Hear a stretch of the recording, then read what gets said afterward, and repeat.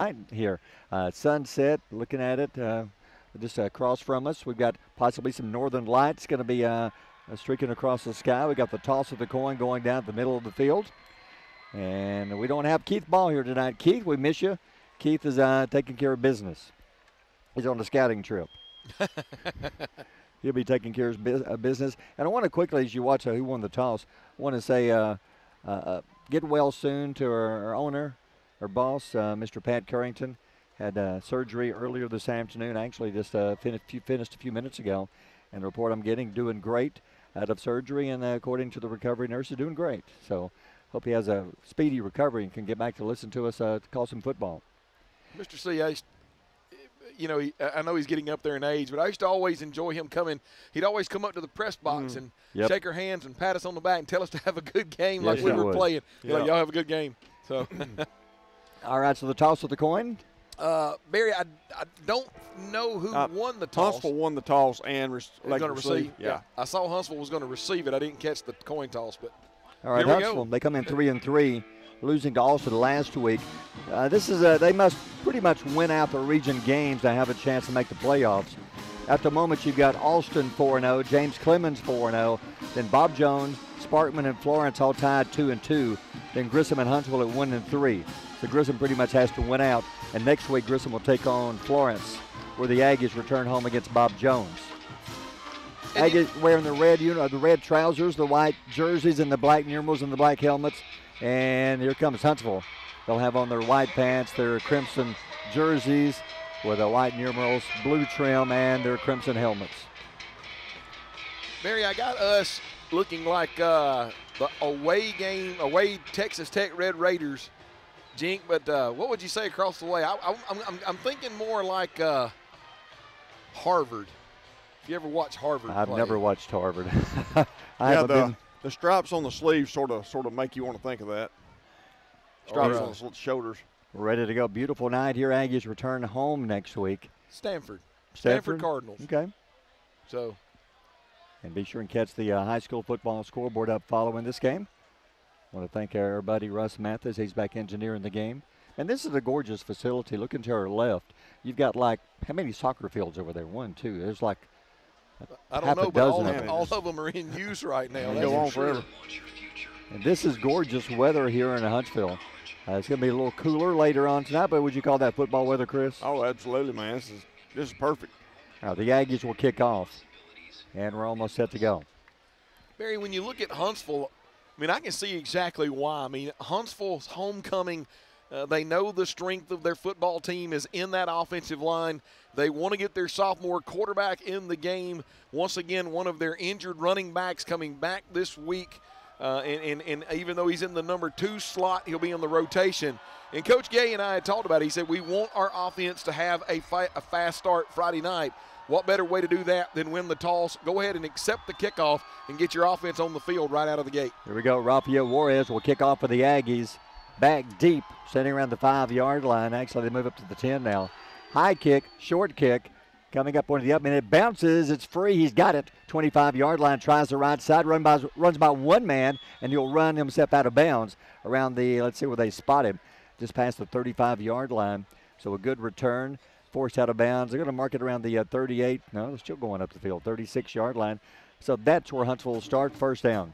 About the 35.5-yard line. Aggie band to our right.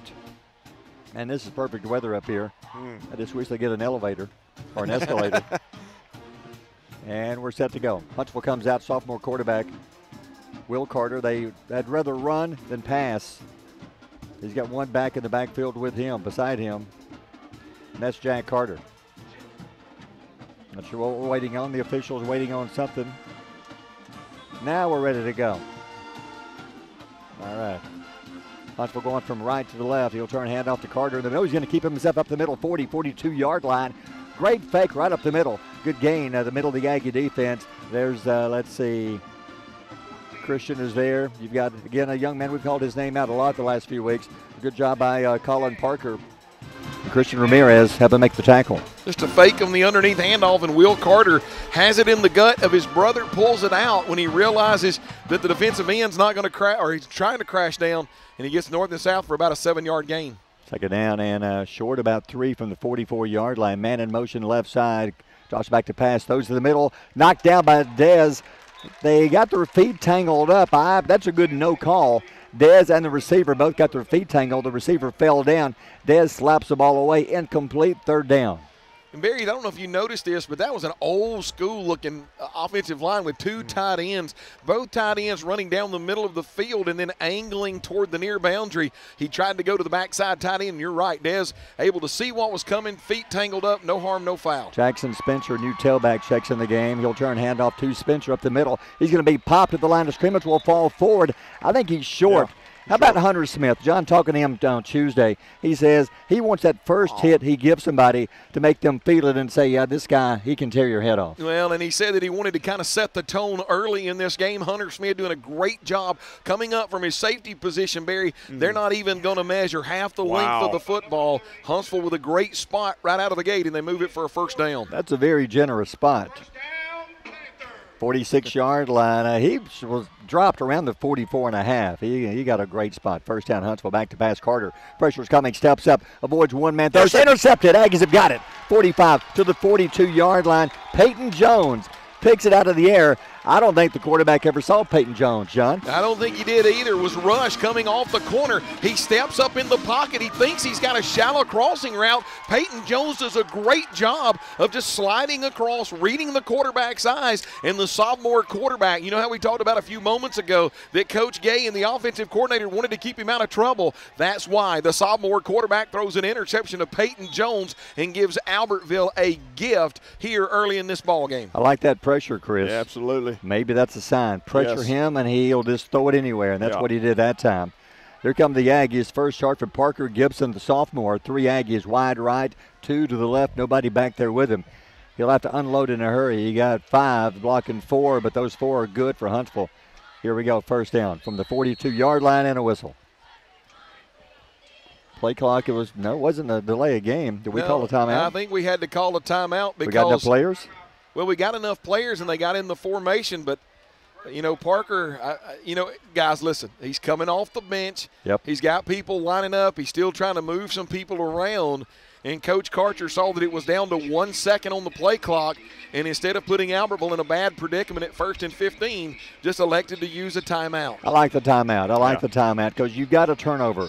That's something we've done in the past few weeks. Now you need to take advantage of this turnover. Don't get out there and mess up first down. You need at least 3 to 4 to 5 positive yards and make it second and fairly manageable.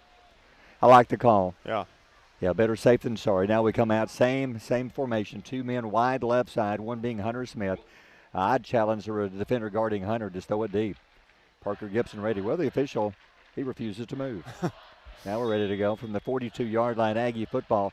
Parker back to pass. Pressure's coming. A little screen, a little too hot to handle for Hunter Smith. Open around the 41. Parker saw the pressure coming. He threw that one on his back foot, John, as he was falling away. Well, and they were actually inviting that defensive line. We talked about how physical they are, especially the 2 defensive ends that are going to play Division I college football next year. They were inviting them to come after Parker Gibson. Hunter Smith just runs a shallow crossing route, and Parker's got him, but now he throws it hot, and it goes right through the hands of Hunter Smith. That's one I'm sure Parker and Hunter would like to have back. All right, Sarant checks in. He's set up in the backfield. Parker turns, hands off to Sarant. They hit him in the backfield. He is dropped. Loss on the play, loss of about 4 yards. Yeah, Sarant nowhere to go. Give him a loss of 3, so now it's 3rd and 13. One of those other Division II, Division III players on the field is number 50, Dylan Duster, Mike linebacker. Not only were the 2 defensive ends able to get upfield, but there was a crease in the offensive line. Linebacker Duster fills that hole. Nowhere for Sarant to go. Loss of about 4 on the play. Well, you hate to waste this interception right off the bat. Aggies of the ball. Under 10 to go, opening quarter. Parker drops back to pass. Pressure's coming. Throws high again. Ooh, there was a late hit. No flag called. He was trying to hit Talik over the middle on the little screen. Again, he threw it too high off his fingertips. Incomplete, and the Aggies will have to punt it away. Looked like, Jink, that was the same play that they ran on first down. They just ran it on 3rd down, this time to Talik. And once again, it's a hot pass. It's coming to you. You got to be ready, and it just goes through the hands of the wide receiver.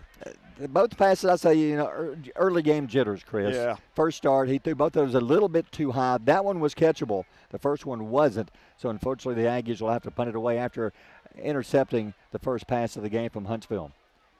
Hunter Smith in. No, it's a fake. He's going to throw it deep down the right side. Dez is there. Incomplete. They went for a fake. Hunter had him open. Overthrew Dez by about 3 yards. And I thought they might try a little trickeration. Hunter has played quarterback in a past life before. They snapped it to him, ended up having Dez here along the near boundary, and as he took off, the defensive back, I think, was startled. Barry actually had to paw at him a little bit, and the ball just barely overthrown. And Dez had his man beat too, Chris. Yeah, he did. Hunter let him just a little too much. All right, Huntsville ball, the handoff up the middle, 45-47, diving to the 49-yard line. A gain of close to 5 yards right up the middle. First Aggie there was Laura Saint. It'll be second down at about 5, maybe 6. Yes, that other running back, that's Martin Jones that's been injured, checks into the game, gets behind those big hog mollies, gain of about 5 on first down. Carter out of the gun, turns hands to Jones again, dancing around, got him in the backfield. Great job breaking through for the tackle. Nicely done by Jacob Laughlin. Tackled him one-on-one in the backfield. They're going to mark him back about 3 yards. So now you're looking at 3rd down and 7, maybe 3rd and 8. Boy, Jacob Laughlin does a great job, comes down the line of scrimmage, realizes where the gap is. He beats the offensive lineman, gets in the backfield, nowhere for the Huntsville running back to go, drags him down for a loss of 2. Carter, the quarterback, 3rd down at about 7, we'll call it, from the 48. Clock running. Carter turns hands off up the middle. Hit at the line, fighting. 49-48 of Albertville, but not a first. It's going to be short by about 3 yards. They went to Jones, middle of the Aggie defense, making the tackle. Again, there's Laughlin, as well as Peyton Jones. It'll be 4th down, decision time. Looks like they're bringing on the punt team. Well, and also in there, and kind of helping really stop that momentum, Barry, a number that we've called a lot over the last few weeks, number 30, Mason Froelich, able to come up into the Froelich play and able to take them down. Great stop there by the Aggies. They're going to line up to punt. Snap. Here comes the Aggies. Close to a block. High kick. Short. Wobbly. He's going to bounce. What a Huntsville bounce to the 20, to the 10.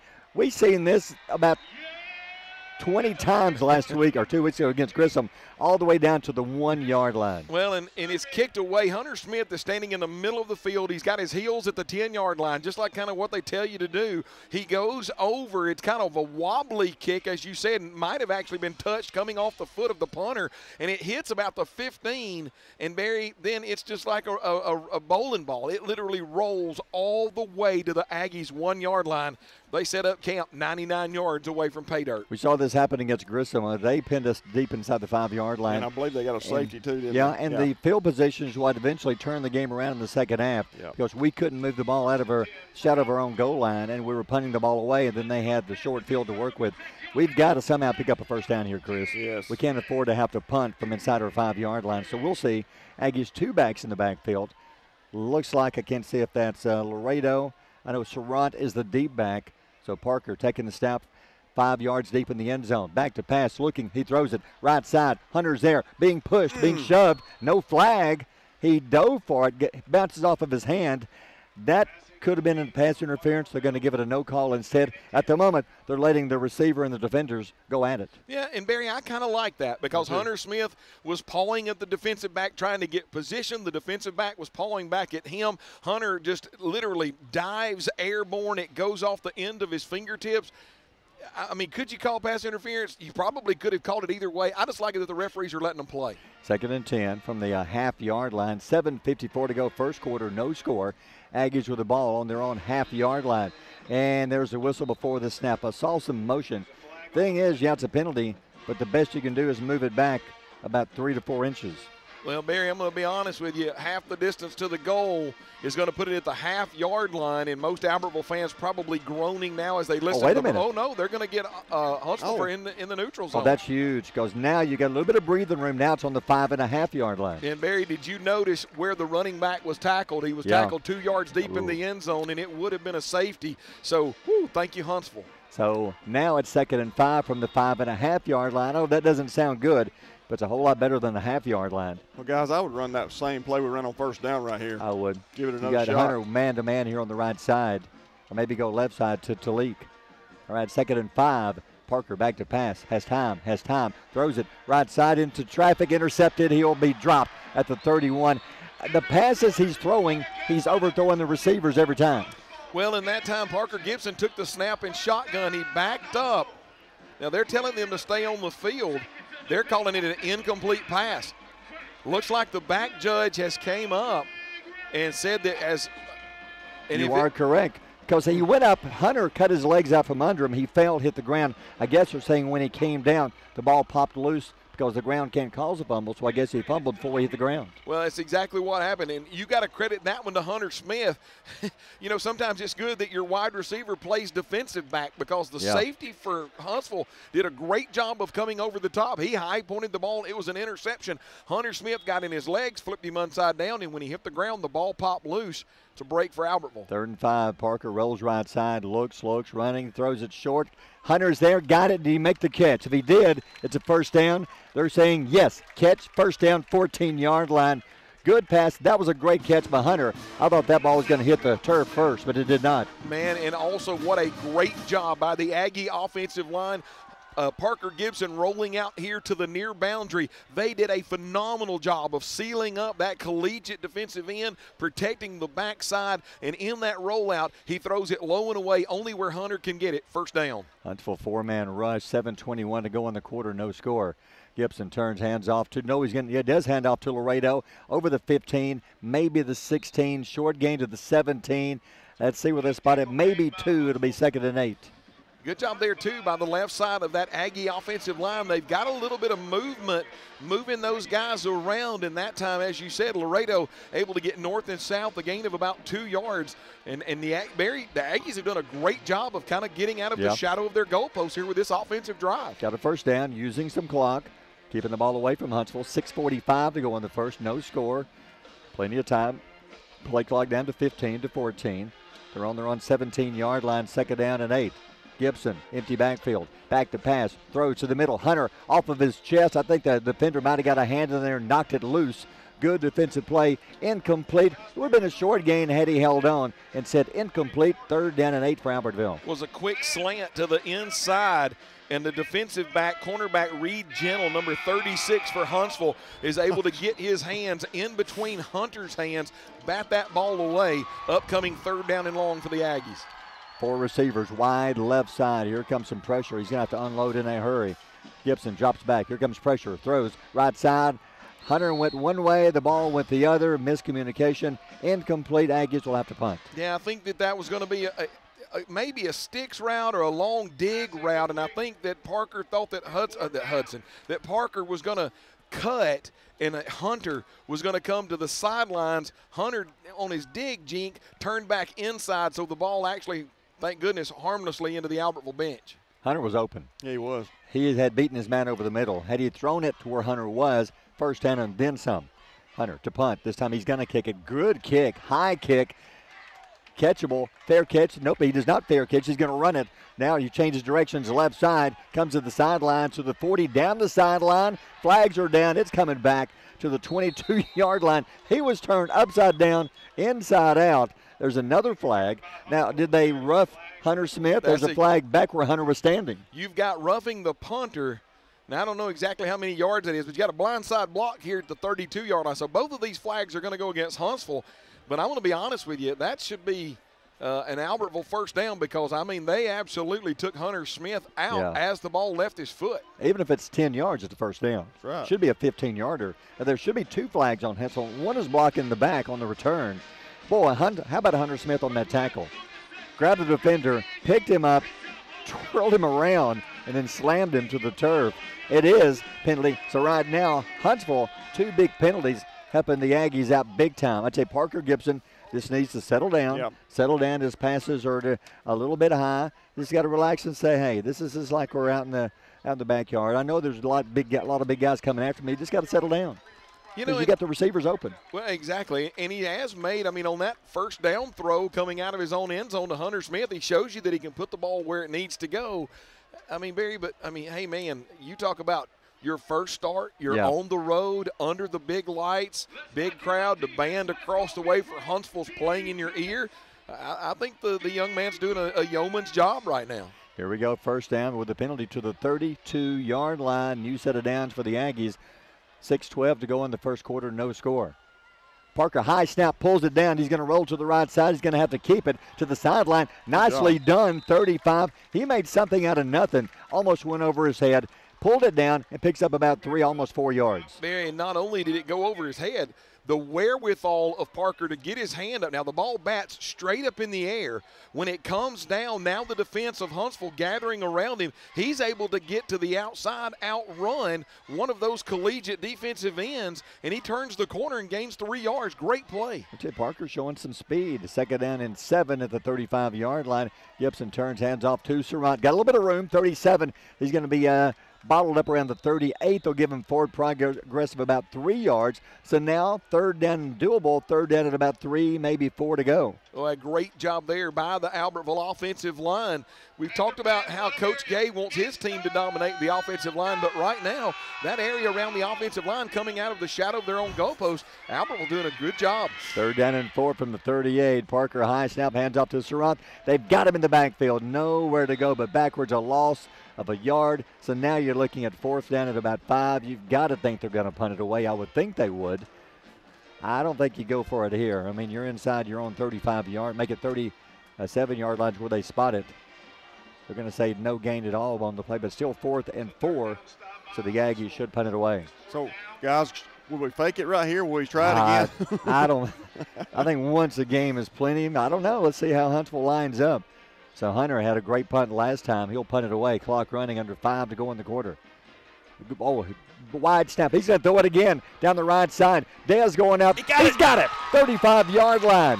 Dez went up, grabbed the jersey of the defender, pulled him backwards, went up and made the game. How was that not offensive pass interference? I don't know, Barry, but was it supposed to be a fake? The reason why I say that, the snap was way off. Hunter Smith had to take about 3 steps to his left to snag it down, and you could tell that the punt block was on. Huntsville was in his face. Hunter throws it up, and then it's a jump ball, and Dez goes up. The ball kind of bats off of 2 or 3 players, but Dez able to come down with it at the 34-yard line. And the Aggies, Barry, this drive started at their own 1, and now they're in Huntsville territory. Hunter does not lack confidence. That's just a great play. And Dez, amazing catch.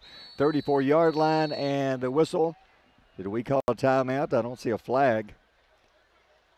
I think we called a timeout. I think we did. We'll take a timeout. 4:08 to go in the quarter. No score. You're listening to Aggie Huntsville football on Power 107.5.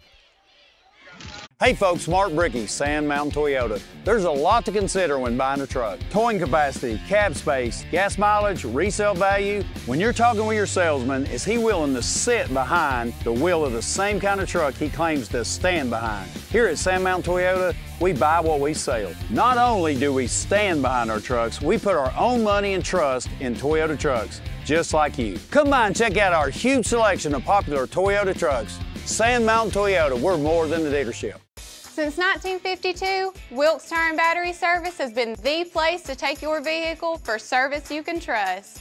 Our family takes pride in carrying on the tradition of providing great service, working with integrity, and giving back to the community. For tires, batteries, auto services, and more, choose the people you can trust. With 10 locations to serve you, including Albertville and Gunnersville, at Wilkes Tire and Battery Service, we get you started and keep you going. You'll like banking at People's Independent Bank and PIB Mortgage. Here, you'll receive a high level of personal service, a full array of accounts and services, a variety of mortgage loans, local loan decisions, and you will see active corporate citizenship throughout our footprint. Step up to true community banking at People's Independent Bank. www.pibonline.com. Member FDIC, Equal Housing Lender. NMLS number 466340. Your local Foodland Market. Your store for everyday low prices and weekly specials with savings on every aisle and friendly customer service throughout the store. We sell only the best USDA inspected meats. Our trained meat cutters offer fresh cut meats to your specification. Our fruits and vegetables are always fresh, quality and variety you deserve every day. your local Foodland Market, where savings plus service plus selection equals satisfaction. Foodland, your football tailgating headquarters. 7 to go in the quarter. Yeah, they reset the clock to 4:08. So, yeah, they let the clock. I tell you, I don't think I've heard a PAA man this excited in quite a while. It reminds me of the scene in Dumb and Dumber on the bathroom scene when Jeff Daniels is on the commode. There it is right there. Oh, my goodness. Aggie ball, 34-yard line. First down coming out of the timeout. Blitz coming. Gibson steps up, throws, picked off. 28-yard line. Oh, Hunter comes got up with the ball. Whose ball is it? As they unpile him and the defender, Hunter has the football. Oh, my goodness. Did he take it away from the defender? He did. I think they're going to call simultaneous possession Wow. when they went down to the ground, and then when they literally got to the ground, Hunter spins, rips the ball out of the hands. Simultaneous possession goes to the receiver. Another good play for Albertville right there. Parker better buy Hunter a combo meal next, but he just saved him from an interception. 2nd and 5, hands off to Sarant. Up the middle, tripped up as he crosses the 30, falls to the 29, roughly back to the line of scrimmage. Maybe a half yard. Now you're looking at 3rd down and 5. And I would think they're in 2-down territory now if they don't get the first down on this play. Barry, in that time, Sarant did that on his own. Did you notice the interior of the Albertville offensive line got pushed back in his way? And actually, it was a Huntsville defender, never touched him. He tripped on the back of one of the offensive linemen. We have a penalty here. I didn't see the flag, and there is a penalty. It's against us. They back it up 5, so we'll redo 2nd down, so it's 2nd and 9. I think he said illegal formation. Actually, 2nd and 10, so they move it back to 5. Here we are, 34-yard line, clock running, 4:06 to go in the quarter, no score. Aggies driving. This drive started on their half-yard line.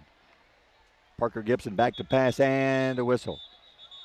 There's a whistle again before somebody moved again. I think that Parker Gibson ended up, it was a delay game. Is this something that you see? I mean, you're seeing a brand new quarterback. Maybe, his voice, he's a little bit different. Takes the receivers and the linemen a little to get used to out in the game. Coach Brown is in the ear of the line judge down there, and I think that he's got a legitimate point. And the reason why I say that is, by the time they got the clock reset, the game clock was out of whack. They turned around, the play clock was already down. I think that one's on the refs, guys. That's 2nd and 15. Gibson back to pass, has time, throws left side. Dez there, got it. 20, he is popped. When he makes a catch, great job. He was wide open on the 28-yard line. It's going to be short of the first, but they get the penalty yardage and then some back. It's going to be, let's see where they spot it. It's going to be 3rd down and roughly about 5, maybe 4. I think Dez has got into the head of the defensive back, Zion Thomas, over there. Thomas doesn't want to get beat deep, so he bailed out of there. When he bailed out of there, Dez slammed on the brakes, and he was wide open, Barry. 3rd down and about 4.5, we'll call it.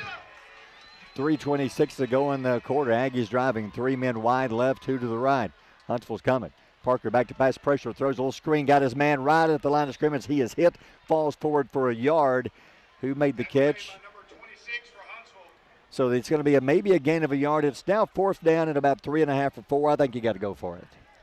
Trying to get number 18, which is Talik Saint, there on one of those screen shallow crossing route kind of a deals. The offensive line allowing the defensive line to come up, but the linebackers for Huntsville, it looked like they've been coached to kind of stay at home, Barry, because as soon as Talik caught it, he was wrapped up by the arms, or in the arms of 2 linebackers. Aggies going to go 4th down and 4 from the 28-yard line. 2 men wide left, 2 to the right. Parker drops back to pass. Has time, now pressure, throws left side, got him, complete, breaks a tackle to the 20, 19, 1st down, 18, and is that Talik Saint? I can't see who made the catch. But a great move. He sidestepped one man. That is Talik. Talik picks up an Aggie 1st down. I think that was number 11, wasn't it, Barry? It was 18. Number 18, yeah. Number 18. Hey, Talik, once again, Zion Thomas, the cornerback on the far side, he is afraid of Talik's speed. He's giving him a big cushion. Talik just runs him off, slams on the brakes. Parker Gibson with the ball in the air. Talik Saint makes the catch, turns upfield, moves the chains. Barry, this is the 17th play of the drive. Gibson back to pass, looks, rolling right side, being chased, throws it to the side, almost picked off at the 9. He was basically getting rid of it. but he was almost picked off at the 9-yard line, incomplete. And he had 2 wide receivers here. The problem is we talked about those 2 defensive ends, Barry. Those 2 defensive ends able to get upfield, disrupt Parker Gibson being able to see and being able to go through the quarterback motions. He has to escape the pocket. He does, and then he's just trying to get rid of it. And you said it, Barry. He was lucky that one didn't get picked off here along the near sideline. I think you find Hunter Smith. Throw it in the end zone. Hunter, man-to-man coverage, left side. He'll go up and get it. 2nd down and 10. Pressure's coming. Gibson back to pass, looks, throws to the middle, throws it behind Hunter Smith, incomplete, almost picked off at the 18. Hunter had about 2 steps on the defender. Had he got it to him, he was going to score, Chris. Yeah, he was. He was definitely wide open, and he had plenty of running room, like 20 yards of running room getting the end zone, John. Well, and the wide receivers had run the defensive backcourts all the way back into the end zone, and you had Hunter Smith with a shallow crossing route. If he gathers that in, there's not a defensive back going to get to him, Barry, till he gets to about the 2-yard line. I'll take my chances with Hunter Smith at the 2-yard line every day of the week. 3rd down and 10 from the 18-yard line. 2 men wide right, 1 to the left. Parker Gibson back to pass. Pressure's coming. Throws it back left side. Incomplete. Somebody might have got a hand on that one. Oh. He had Dez there. Incomplete. 4th down coming up. That was wide open too, guys. Yeah. It was. Number 90, Michael Chobe. Barry, that's the one that I told you a couple of days ago got an offer from UAB. I think you can see why. He knew he wasn't going to get to the quarterback, got his arms up in the passing lane, able to tip the ball incomplete. If not, that's going to be a 1st down, may even be a touchdown. How about this drive with 1:53 to go? The Aggies still have the ball. If nothing else, our defense has had a good long rest here. Here we go, 4th down and 10 from the 18-yard line. Gibson drops back, pressure's coming, steps up, avoids 1 man. You're going to throw it to the end zone. Going up, incomplete. Talik was there. Do it over his head, barely over his head. Incomplete, and Huntsville takes over. But what a drive by the Aggies. Hey, what about this, guys? When's the last time you had the opportunity to say that the Aggies started the ball at their own 1-yard line? They drove it all the way out to the 18-yard line. Barry, 19-play drive. 19-play offensive drive. Now, it was aided by some penalties. It was aided by some missed turnovers and some great catches. But a 19-play drive, that can wear on the defense as the game goes on. All right, Huntsville takes over, 18-yard line, 1st and 10. Still no score, 1st quarter, Huntsville ball. Carter, the quarterback. He quick pitch, left side, tries to cut around the corner. Stops, slips, cut, flag down, 28-yard line. It's going to be a hold. The receiver, are they going to call against Albertville? He's pointing at one of the Aggies, saying he had me by the face mask. So let's see who is guilty of the hold. Nope, Huntsville. He tried to sell his case. I wouldn't go into the law field. He failed on that one. He didn't convince the jury, did he? No, and he did a great job, and it was the defensive back here along the near side. I believe that was number 4, Keegan Thompson, did a great job of holding his own, going to turn that back inside so that his buddies that are coming from the defensive back core and the linebacker core can make that tackle. And because he did that and he turned it, then the wide receiver of Huntsville grabbed Keegan around the shoulder pads trying to get him out of the way. Great job by the cornerback, Keegan Thompson. After the 1st quarter, Gunnersville leads Scottsboro 10-0. That's a big game in that region. It's for the pretty much region championship. Our penalty holding, they're going to back it up to the 11. It's 1st down and long for Huntsville. Still 95 seconds to go in the 1st quarter, no score. Carter, the quarterback, out of the gun. 1 back beside him, 2 receivers left, 2 to the right. Aggie pressure coming. Carter steps back. Pressure is coming. Up the middle. Side steps 1 man, but not the next. They got him back at the 5, and he is going down. When the Aggies bring pressure, at the moment, Huntsville can't handle him. Laughlin there again. I think Laredo also joined him. And, Barry, not only the pressure that they're able to bring from that's the defensive front, guys, that caved down. That offensive line allowed the linebackers to find the gap. Sophomore quarterback stepped up in the pocket. But, Barry, I'm going to tell you this. Not only am I going to give credit to all 2 levels of the defense, but the defensive backcourt, there was nowhere for him to throw the football. Great job on the back end. Inside the 5 to about the 4.5-yard line. Clock 47 seconds to go in the quarter. The officials are stopping the action, talking about something in the end zone. I'm not sure if they think the clock is wrong. Huntsville has to go to the 27 for a 1st down. They're on the 4, so it's 2nd and 23. I think it's a clock. Oh, they're checking the chain. It's 3rd down, actually. Yeah. That's what they changed. It's 3rd down. Nope, now they've changed it back to 2nd down. Because we had a penalty. We had a penalty on 1st down. Right. It's either 2nd or 3rd. It's somewhere in there. So it's second down. Now they agree, okay, it is second down. And they're right. There was a penalty. They're right in front of the Aggie band. Huntsville having trouble getting the signal in. 12th man's doing their job down there at that end of the stadium. All right, Carter standing on his goal line, waiting on the snap. 3 men wide right side. Aggies only have 2 men over there guarding them. They only have 2 men. Back to pass, throws it short, incomplete. What was he doing? He had 3 men. One was running free at the 40-yard line. Aggies had blown coverage. And I think that the sophomore quarterback had kind of already predetermined that he wanted to get it to the back out of the backfield, Jink, because he never looked at his trips wide receiver and saw that one, as you said, Barry, just running wide open down the middle of the field. Yeah, the thing is, Keegan Thompson was all over that play over here on this side. Wow. So incomplete pass, third down. Clock stopped, 26 seconds. Huntsville late getting a man in. They're going to have to call a timeout. Yeah, Coach Gay across the way is not happy at all. Somebody was supposed to come in, and now he has to utilize a timeout. We'll take a timeout. 26 seconds to go in the quarter. No score. You're listening to Aggie football here on Power 107.5. Save big, sell bigger. Now list your home for 2% with RE/MAX Guntersville and RE/MAX Heritage in Arab as they've embraced the new changes in real estate. Call the number on the screen to talk with an agent to find out how you can now keep more of what's yours by listing your home for 2%. Discover the difference with RE/MAX, one of the most trusted names in real estate, where you know you're always getting quality service. Make that call today to start your 2% listing where you'll keep more of what's yours and save big, sell bigger. Quarter, no score. How about this? We're about to play a quarter, and we're still tied. Can we say that Keith's not here as he's the proud father of now about 5 million chickens that just little baby chickens that made it. Hey guys, I mean, if you're an Albertville Aggie fan, how can you not be sitting in these stands right now excited in the fact that your offense has been driving the football, and at Huntsville right now they don't have any answers to what the defense of Albertville's doing as well. Big third down call. Cannot give up the big play here. Third down at about 23. Quarterback Carter out of his end zone, drops back to pass. Pressure's coming, throws it right side, downfield, got a man open, got it. 40, midfield, foot race to the 30, to the 20, being chased. Hunter Smith brings him down at the 7-yard line, saving a touchdown.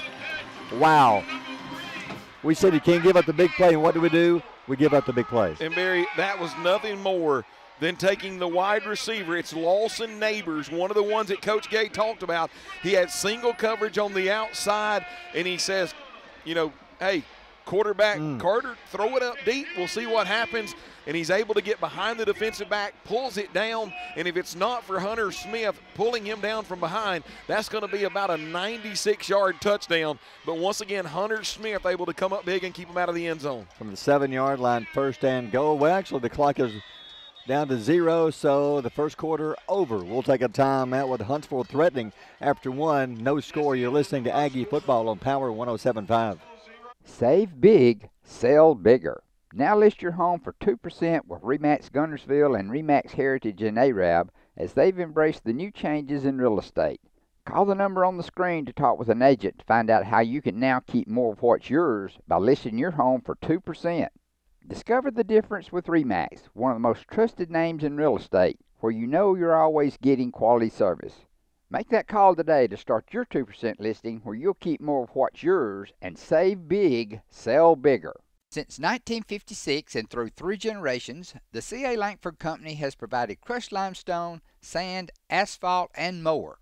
From large commercial projects to small jobs and residential needs. For products and services information, call 582-5723 or visit their informative website, calangford.company.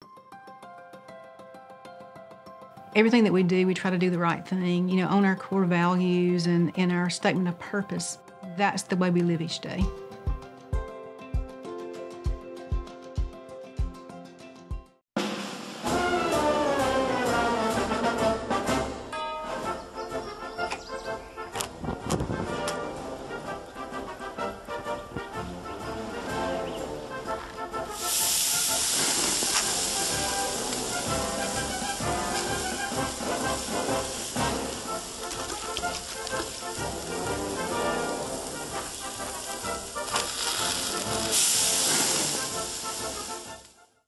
Marshall County Gas is a proud supporter of this community channel broadcast. Remember, gas does it better naturally. Since 1943, the Municipal Utilities Board has been meeting utility needs of the citizens of Albertville and surrounding areas. From keeping your home comfortable to providing necessary expansions and supporting industrial and commercial growth, MUB provides the utilities you rely on in your everyday life. Electricity, water, wastewater, all at a reasonable cost. MUB is committed to providing reliable service today and resources tomorrow. MUB is proud to be a supporter of this community channel broadcast. Aggies had them backed up where they wanted them, 3rd down and 23, but they throw the bomb basically and take it all the way inside their 10 to the 7. That pass had to be a perfect pass, and it was. Caught us sleeping. Now they've got it 1st and goal. Well, Barry, I mean, 3rd down and 23. The defensive back's got to give a little bit of cushion on the far side. And I would love to go back and look at the route, but Jink, it looked like it was just a go route. They ran past the defensive back. Sophomore quarterback Carter throws it out there. And, Barry, you said it was a perfect pass, but, yeah, man, what a play on 3rd and 23. Jones in the backfield beside Carter. Carter hands off to Jones, and in the backfield, got him. Breaking through again. How about Laughlin, the game he's playing? Hit him in the backfield. They're going to give him actually a loss of about a yard and 2nd and goal now from the 8-yard line. And once again, the defensive line doing what they've done all game long until that last big explosive play. Laughlin able to get into the backfield, snuff it out, make a great tackle. 2nd and goal from the 8-yard line after losing a yard. Carter out of the gun. One man wide right side, one back in the backfield. That's Jones. Carter looks over the defense. Snap, hands off. Jones stops around the corner. Nope, the quarterback keeps it actually. What a fake. Up the middle into the end zone. What a job. I thought he handed it off. Quarterback keeper up the middle, touchdown. Well, and Jones did a great job, Barry, of selling it, because when he kept it in his gut, he kind of stayed bent over, and that drew the linebackers out of there. Carter goes north and south, able to drag some Albertville tacklers into the end zone, and that is a huge play from 3rd and 23 to putting the ball into the end zone. Wow. So now for the extra point, 11:22 to go on the half. And I think we have a flag. Somebody, nope, no, we did not. Okay. Now we're set to go for the extra point. The snap, high snap, ball is down, kick is up, and it's good. We'll take a timeout. 11:22 to go in the half. Huntsville on top, 7-0. You're listening to Aggie Football on Power 107.5. This is Dustin. Hey. Save big, sell bigger. Now list your home for 2% with RE/MAX Guntersville and RE/MAX Heritage in Arab, as they've embraced the new changes in real estate. Call the number on the screen to talk with an agent to find out how you can now keep more of what's yours by listing your home for 2%. Discover the difference with RE/MAX, one of the most trusted names in real estate, where you know you're always getting quality service. Make that call today to start your 2% listing, where you'll keep more of what's yours and save big, sell bigger. Some days, you've got big things to care about. Like that. And that. Luckily, the Whirlpool Smart Range automatically updates itself with features like Air Fry. So you can worry less about keeping up with the latest tech and care more about keeping up with the latest trends.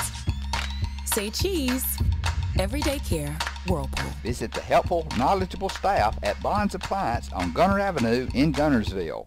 Family-owned and operated Discount Building Supply in Warrenton is a whole lot more than building supplies and hardware. Stop by and browse their 130,000 square foot home center. You'll find popular smoker grills with supplies and seasonings, family outing and tailgate supplies, Yeti coolers, outdoor and hunting apparel, landscape management supplies, boathouse products, and everything to beautify your outdoor living space. Discount Building Supply and Home Center. 3 generations of the Walker family proudly serving your family. People's Bank is my go-to place for banking. When you deal with People's, their goal is your success. Here at People's Bank, it's more about a relationship. I know my bankers, and I've got their cell numbers. I just call them. If we had been with a larger bank, we would have just been a number. We're supported 100% by People's Bank. They're our neighbor, they're our friends. We're part of this community. I went to People's Bank because I knew they were going to take care of me. People's Bank treat us like we're the most important client they have. We had them where we wanted them a second ago. 3rd and 23. They complete the long pass, then they take it in. Here's your Gilbert and Walford and Albertville scoring drive. The Huntsville High School starting at their own 18-yard line. 6 plays, 82 yards later. Carter able to go in from 8 yards out. Extra point up and good. Huntsville strikes first blood here early in the second. 7-0 Huntsville. Wow. This is one of those things. Had he thrown the ball just a couple of yards deeper, Aggies probably would have the ball around midfield right now, but got to get the offense going again. High kick, short kick, returnable. Hunter Smith, 20-yard line, 25, waits for some blocking. He's got a little bit, 25, 35, diving to the 40. Good run by Hunter, following his blocking, so the Aggies will have the ball in good shape. 40, just past the 40, first down and 10. Boy, Albertville doing a great job after the Huntsville kick. Hunter Smith is able to get it. He slows down. You know how they talk about just go flying upfield? Hunter does a great job of slow running, watching where his blockers are, and Barry, because of that, he's able to get the ball all the way out to the Albertville 41-yard line. Great place to set up shop. Offense has played well. Time of possession's not even close, this time in favor of Albertville for once. Got to get the offense going. Two backs in the backfield this time. You got Sarant as well as Laredo from the 41-yard line. Huntsville sends 4. Parker, quick pass, throws right side, got him to the sideline. 45, almost broke free midfield inside Huntsville territory. They're going to spot him out of bounds close to the first down. Let's see where the spot is. Is it enough? It's either 9 or 10. It's right at the stick. They're going to mark him just outside, about a half yard short, Chris. That looked like Prater right there, guys. Is that right? I think you're right. You are correct. So Prater on the play, a gain of 9. Second down and 1. I like the pass play. Second and 1 from the 50-yard line.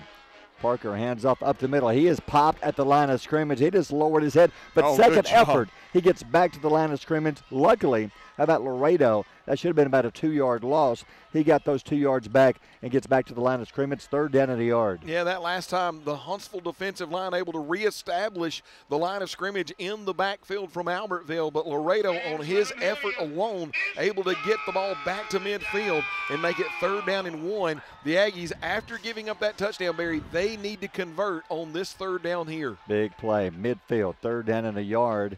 Aggies 2 backs in the backfield. Gibson, low snap, quick pass, throws left side, picked off. The return, 40 to the 35 to the 30, 25, 20, cuts back. He'll go in, touchdown Huntsville. Just an absolutely perfect read by number 18, Jagger Richardson. He was a defensive back. He was kind of laying low. He knows that Parker Gibson has been getting that ball out of his hands quickly. He sees the quick out route. He jumped underneath it, Jink, and when he picked it off, he took it back 50 yards to the house. Yeah, the linebacker, I believe what you said, John, he was hiding in the backfield back there and had no idea he was there. That was a great interception for them. Young quarterback, he's watching certain receivers. Exactly, and they're following his eyes. Great job by the linebacker. Pick 6, touchdown. Extra point is up and kicks that one into the Aggie flag section warming up. It's good. We'll take a timeout. 10-17 to go in the half. Just like that, Huntsville on top 14-0. You're listening to Aggie Football on Power 107.5. If your parents and grandparents owned a Ford, odds are they bought theirs at Alexander Ford in Boaz. For over 50 years, Alexander Ford has been known as the Ford store in North Alabama. With some of the same faces you've grown to know and trust, we celebrate our past and are excited about our future. We still do business like we always have without hidden fees and high pressure. You can put your trust in us, just like your parents and grandparents did. Alexander Ford, your family Ford store.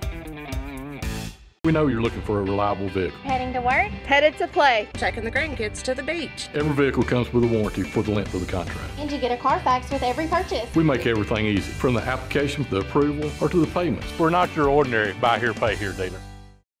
At Piggly Wiggly, we work hard to deliver the very best to you and your family. You get the best of both worlds, great quality meats and a super low price. You'll always find low prices throughout Piggly Wiggly. Established in 1946, Kirkpatrick Concrete has a tradition of top quality products and service. They now have 11 North Alabama locations to meet this area's demand for quality ready-mix concrete. For your next project, your friends at Kirkpatrick Concrete are just down the road. Since 1943, the Municipal Utilities Board has been meeting utility needs of the citizens of Albertville and surrounding areas. From keeping your home comfortable to providing necessary expansions and supporting industrial and commercial growth, MUB provides the utilities you rely on in your everyday life. Electricity, water, wastewater, all at a reasonable cost. MUB is committed to providing reliable service today and resources tomorrow. MUB is proud to be a supporter of this community channel broadcast. To this one, just a pick six. Here's your Gilbert and ball forward in Albertville scoring drive. Yeah, on a 3rd down and 1, the Aggies needing to be able to get that first down. A dagger from Jagger Richardson as he's able to pick it off, take it back 50 yards to the house on a pick six. Extra point up and good. Huntsville pulling away 14-0 here in the 2nd quarter. Man, it's like that one completion they had, Chris, has turned the momentum and the game around completely. Absolutely. Here's the kick, high kick, short kick. Hunter Smith again, 25, 30, 35. Sidesteps one man, got a little room, 40, 45. Breaks a tackle, midfield to the 46. Hunter Smith, great return to the 46. So again, he gives the Aggies good field position at the 46. Just got to take advantage of it. Got to get rid of those turnovers. Yeah, and look, like I said in the beginning of the game, guys, we got to take care of the football. Yep. And, Gene, not only did you see Hunter Smith once again with his eyes, he's not running as fast as he can. He's watching his eyes. He's watching his blockers. And then when he saw the wall of blockers get set up, Barry, that's when he exploded and was able to get out to the Huntsville 46-yard line. 46-yard line of Huntsville, 1st and 10, 10:07 to go in the half. Huntsville up 14 zip. Big drive here for Albertville. Gibson from the gun, turns, hands off. Laredo up the middle, bottled up, nowhere to go but down. And gain of nothing. It'll be 2nd down and 10, maybe even 10.5. Barry, on the last couple of drives, it's been the offensive line of Albertville. It's kind of been dictating that area around the line of scrimmage on this first initial play coming out of the pick six. The reestablishment of the line of scrimmage by Huntsville in the Albertville backfield, just nowhere for the running back to go. 2nd down and 10, we'll call it from the 47. Gibson drops back, rolls right side, looks, throws, nice pass, got it. Goes down to his knees, 43-yard line. I like that. It's a short pass, safe pass, complete pass, and a gain of 3, almost 4 yards. Well, and I think it was Tay Prater did a good job once again slamming on the brakes, coming back, ball's already in the air. He had to go down on his knees, but Barry, I'll take you going down on your knees to make a 4 or 5 yard completion rather than us have a 3rd down and 10. The run up the middle is not there. That play is there. I would keep doing that. Roll out. You got a receiver downfield, open about 3-4 yards. Try that. All right, 3rd down 7 from the 43-yard line. Gibson, Laredo stands beside him. Gibson back to pass, looks, throws right side, got his man complete, but Dez, he's going to be wrapped up, a very short gain. He made the catch at the 40. They'll give him progress of 3 yards. So now it's 4th and about 4. I think 4th and 4, do you go for it? I think I would. I think you do too at the Huntsville 39-yard line. We're down 14-0 here on the road. And, Jink, I don't know if you noticed this, but, man, as soon as Dez caught that, I don't know if they had him double covered or triple covered or if they have seen what Dez can do on film. But as soon as he caught it, 3 red jerseys surrounded him, was able to get him out of bounds. They're going to go. Looks like they are. They are. 4th down and 4. Got to take it to the 36. We're just past the 40. Gibson rolls left side. Looks, gets good block. But, he changed directions and ran right into the defender. If it kept rolling to his left, he was safe. For some reason, he stopped, changed directions, and sacked all the way back past midfield. Well, and Barry, that's number 8. That's James, the defensive end that is already committed to Troy. He was coming upfield. The offensive lineman did a great job of blocking him to the inside and was running him upfield. And you said it, if Parker Gibson keeps running to this side, he's got green grass, but he stopped, and when he turned back, that's all it took for James to be able to wrap him up and sling him down for a huge loss. Oh, that's tough again because, again, Christian, we had good field position on the kick. Yeah, we're only 4th and 3 there on that 4th down play. So 1st down Huntsville on their 49-yard line, 8-12 to go in the half. They're up 14-0. Carter, the quarterback keeper, popped in the backfield. Ramirez, he gets away to the 46, 45-yard line. Big Christian hit him, couldn't wrap him up, and he picks up about 4, almost 5 yards. And in Christian's defense, he did a great job of getting upfield. But, Jink, it sure did look like that the offensive lineman had a hold of his arm and his jersey and anything else he could grab trying to keep Ramirez out of there. So, Barry, he was trying to make that tackle with one hand. Hard to do with a hard-nosed running quarterback with one arm. 2nd down and 5, we'll call it. Clock running, 7:41 to go in the half. 14-zip Huntsville on our 44. Carter turns, hands off, sidesteps one man to the 43, wrapped up. They're going to drop him a short gain of a couple. First Aggie there, I think that was Froelich. It was Froelich, first guy there. And 2 or 3 other Aggies wrap him up. It's going to be 3rd down and short on the 43-yard line. They got to pick up about 3.5, almost 4 yards. Barry, do you remember earlier in the game, 34 had the very first carry of the game. His last name was Jackson. He was tackled kind of funny.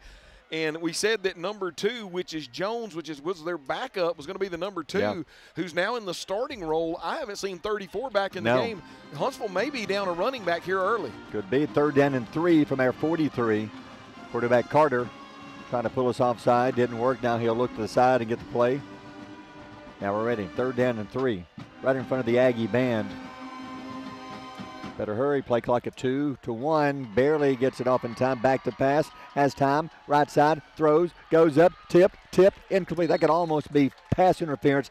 The defender never turned around to look at the ball. It hit him in the back of the head. That was Tate Prater, but no flag. I go back to the fact that they're not calling a lot of pass interference. They're letting them play. Well, and I like it. I mean, Tate Prater, the receiver was pushing him off, I think, Jink, about as equally as Tate Prater was kind of checking him.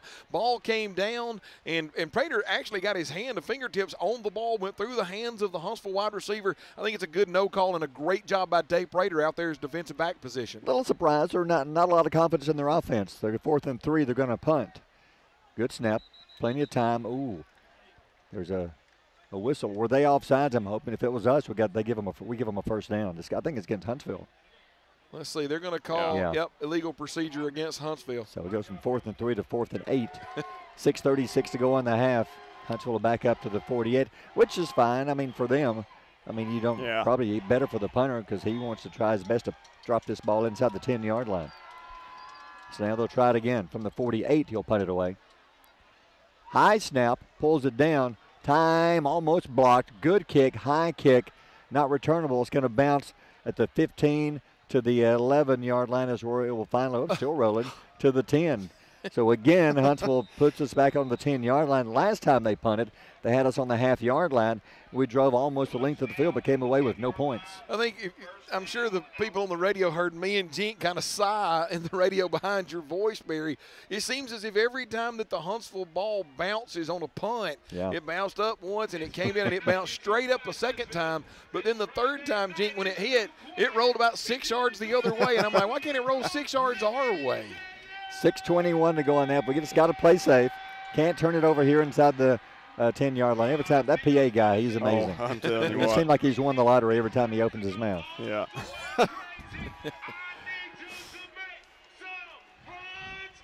I need you to hold it down. Parker Gibson hands off to Sarant. Up the middle to the 10. Nothing. The Huntsville defensive line now doing a number against our offensive line, and then we pick up maybe a half a yard, John. Yeah, and once again, Coach Gay prides himself on the offensive and defensive line that he has. And earlier in this game, it was the Albertville offensive line able to get some movement, but the last couple of drives, it's been the Huntsville defensive line stalemating the offensive line. And when the running back gets to the line, Barry, Sarant, Laredo, there's just nowhere for him to go, just a big wall of crimson jerseys waiting on him. I think I would get Dez involved in the offense a little bit more.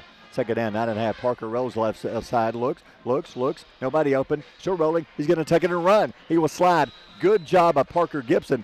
Nothing there. Didn't force it. Slides almost for an Aggie first down, Chris. That is close. Where are they going to spot it? About a half a yard short. 3rd down, half a yard. Boy, and I'll be honest with you, I know we talked about in the pregame these defensive ends, but our offensive tackles are doing a great job of blocking those guys, getting to their outer shoulders, allowing Parker to be able to get to the edge. There was nowhere to throw the ball to. The legs of Parker Gibson makes this a very manageable 3rd down. 19-yard line, 3rd down, half a yard. Hunter Smith in motion. Offensive line's got to push him back. He'll turn, roll, right side, looks, throws, wobbly pass. Hunter dives, got it. Did he catch it? No. They're going to say he had a dive. The ball came loose, incomplete. Would have been enough for a first. Now, are they going to go? It's 4th down, half a yard. I don't know. The defensive line is in a number on our offensive line. I don't know if we can get a half a yard, to be honest. Well, and Coach Brown turned around, and there was no doubt at what Coach Brown, he turned around and said, we're going to punt it on 4th and 1. We're down by 14. Maybe at any other spot deeper in the field, but you're still inside your own 20-yard line. You've got to get Hunter. You've got to pump this ball away and let your defense come back. See if we fake it again. 4th down, half a yard. We've done it twice in the game. Once worked, once did not. A one-hopper to Hunter. He gets rid of it. High kick, short kick. That was not on Hunter. The ball's going to take a Huntsville bounce back up the field.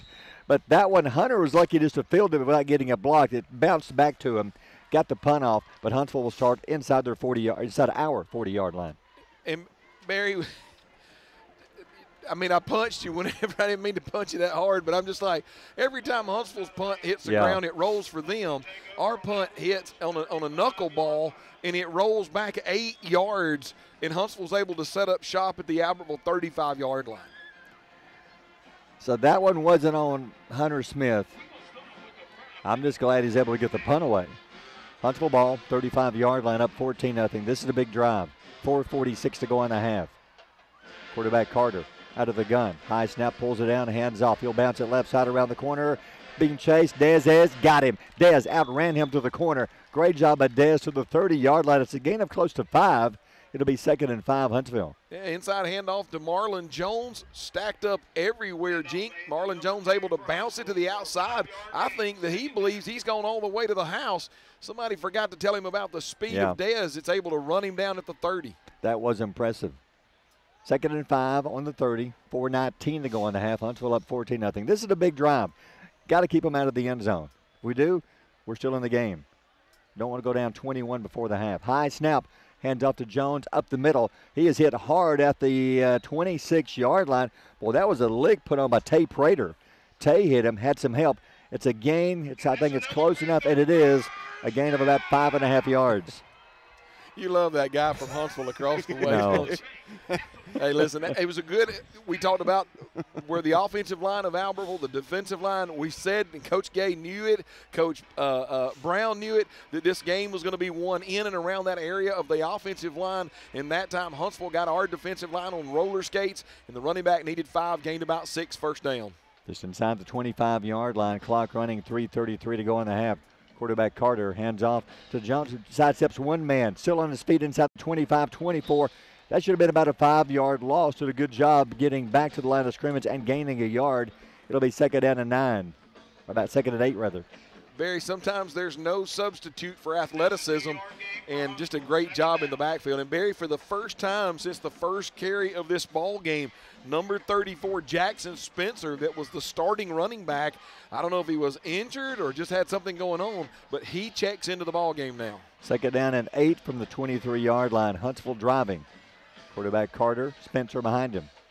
Carter turns, hands off to Spencer up the middle. Aggies will wrap him up. He'll fight forward for a yard, maybe 2, give him a couple to the 22.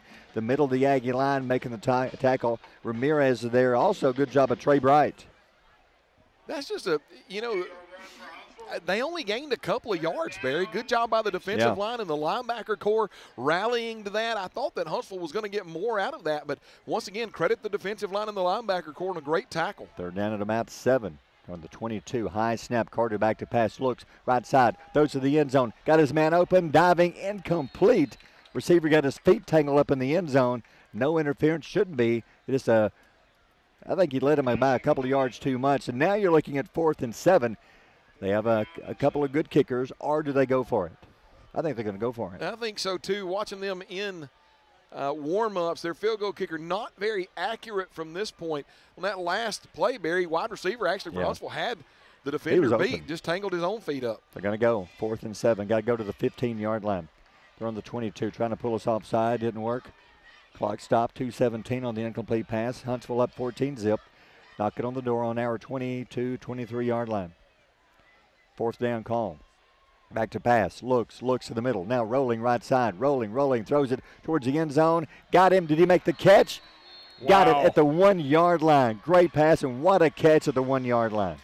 Hey, you think they've done that in the backyard, Barry? Because that's quarterback Will Carter going to Jack Carter. And I believe that's his little brother, just able to run kind of a deep out route. Will Carter being pressured by the defensive line, rolls here to the near boundary, fires it out there, and wide receiver Carter's able to catch it, able to gobble it in, and then drag both feet inbounds at the 1-yard line. What a big play on 4th down. And again, our defense just couldn't get off the field. Jones in the backfield. From the 1-yard line, 1st and goal. Carter turns, hands off to Jones up the middle. Going to be hit. He'll fall forward back to the line of scrimmage. Hunter Smith hit him first, knocks him down, no gain. 2nd and goal from the 1-yard line again. Boy, Hunter Smith, just special teams, offense, defense, this time coming up from his safety position, reads his keys, able to slash through the Crimson Panthers offensive line, hits the back in the backfield, stalemates him right at the 1-yard line. Huntsville has 2 timeouts, clock running, 1:13 to go in the half. Up 14-zip, 1 yard away from making it a 3-score game. Jones stays in the backfield. Carter, your quarterback, I think they're going to call a timeout and talk it over. And I believe it's a timeout. It is a timeout. We'll take a timeout. 1:04 to go in the half. Huntsville threatening, leading it 14-0. You're listening to Aggie Football on Power 107.5. Save big, sell bigger. Now list your home for 2% with RE/MAX Guntersville and RE/MAX Heritage in Arab, as they've embraced the new changes in real estate. Call the number on the screen to talk with an agent to find out how you can now keep more of what's yours by listing your home for 2%. Discover the difference with RE/MAX, one of the most trusted names in real estate, where you know you're always getting quality service. Make that call today to start your 2% listing, where you'll keep more of what's yours and save big, sell bigger. The timeout, a big timeout because they're on the 1-yard line. Defense stopped them. No gain last play, 2nd and goal from the 1-yard line. Even if Huntsville scores, Aggies would have a chance to do something before the half. So Huntsville, you would think, just keep it on the ground. Well, I mean, once again, they average 191 yards every Friday night on the ground. The strength of the football team is their offensive line. I've never understood, if the strength of my team was an offensive line and I've got the ball at the 1-yard line, why I want to line up in shotgun. I would be underneath the line of scrimmage, and here we go. But coming out of the timeout, here we go, Barry. 2nd down from the goal, from the 1, hands off up the middle. He's hit, he falls forward. I think he fell into the end zone. Looking, and he did. Touchdown, Huntsville. Hit at the line of scrimmage, but Jones fell forward into the end zone. Just a great job, Jink. Their offensive line able to get just enough crease for Jones, the running back, to be able to get into the end zone and able to get through some arm tackles and a touchdown for Huntsville. It looked like the defense wasn't set either, guys, right there. Yeah, boy, that hurts. Scoring with 58 seconds to go in the half. Huntsville for the point after now.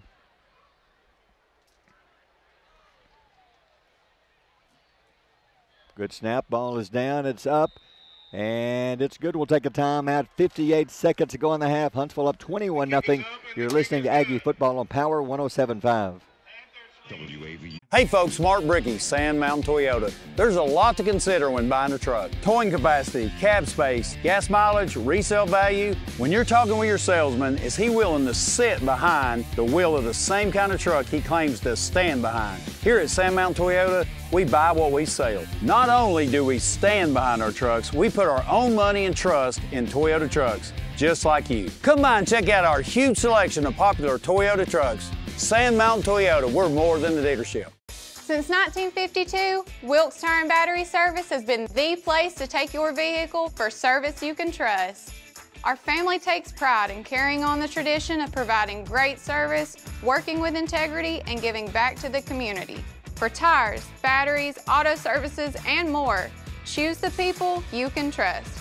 With 10 locations to serve you, including Albertville and Guntersville, at Wilkes Tire and Battery Service, we get you started and keep you going. You'll like banking at People's Independent Bank and PIB Mortgage. Here, you'll receive a high level of personal service, a full array of accounts and services, a variety of mortgage loans, local loan decisions, and you will see active corporate citizenship throughout our footprint. Step up to true community banking at People's Independent Bank. www.pibonline.com. Member FDIC, Equal Housing Lender. NMLS number 466340. Your local Foodland Market. Your store for everyday low prices and weekly specials with savings on every aisle and friendly customer service throughout the store. We sell only the best USDA inspected meats. Our trained meat cutters offer fresh cut meats to your specification. Our fruits and vegetables are always fresh, quality and variety you deserve every day. Your local Foodland Market, where savings plus service plus selection equals satisfaction. Foodland, your football tailgating headquarters. Here's your Gilbert and Ball Ford and Albertville scoring drive. Huntsville starting at Albertville's 35-yard line. 6 plays, 35 yards later, running back Jones goes in from 1 yard out. Extra point up and good. And with under a minute to go here in the first half, Huntsville extends their lead 21-0. 58 seconds left, but there's only, only 58 with no timeouts left. I don't see us doing anything fancy, just letting the clock wind down. The kick, Hunter Smith bounces past him, scoops it up. Here's a return, 15 to the 20. Being chased, being hit, stiff arms one man. Turns it upfield to the 20, fighting to the 21-yard line. Boy, he's just a tough ball player. Yep. 21-yard line. That's where the Aggies will start. We've had good field position. This is about our worst start other than the time we had it on the half-yard line. But overall, we've had good field position. Barry, a score coming in, also 7A football in our region. James Clemens leading Sparkman in a defensive tussle. How about this one? James Clemens 7, Sparkman 0. Tough game so yeah. far. James Clemens 4-0. Then you've got Austin 4-0 playing at Bob Jones tonight. Other game, Florence at Grissom will be home against Bob Jones next Friday night. And 7A's #1 leading passer, averaging 358 yards a game, ladies and gentlemen, will be in Albertville next week. Here come the Aggies. Parker Gibson getting the start. C.J. Zuniga not dressed, injured, back to pass. Parker throws, just got rid of it, throws it out of bounds. Incomplete, pressure coming right up the middle. When I say big number 8 coming at me, I'll throw the ball away too. Yeah, no, listen. There's a reason why that young man's going to Troy at about 6'4" and about 255-pound edge rusher who looks like Goliath running at you on the battlefield. Parker sees that guy coming at him. He actually had a receiver here along the near boundary, just airmailed it a little bit, Barry. 43 seconds, hands off to Surratt. The G-man breaks one tackle, fighting to the 25. Good run, gain of 5. Huntsville may call a timeout because they still have 2, and there's still 35 seconds left in the half. And they will. It'll be 3rd down and 5, Albertville. Wow. You would think they might be happy with the way that they kind of played the first quarter and then being able to get some points here late, even though I don't know how in the world they got 24. They somehow just kicked a field goal. According to the scoreboard, now they got it. I think the guy screamed so loud it shattered the startled the keyboard. Oh, that was fixed. Hey, listen, I can completely understand, what Coach Gay's trying to do. He's got a couple of timeouts, make them have to work for it.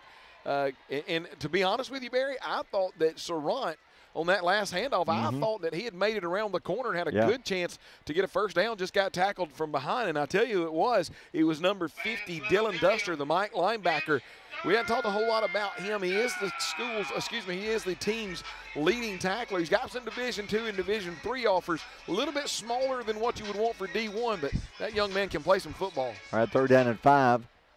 Parker out of the gun, low snap, rolls right side, rolls being chased, throws it high, almost caught though by Talik, but incomplete over his head, out of bounds with 30 seconds. We'll have to punt the ball away, so Huntsville will get it back one more time with, I believe, 1 timeout.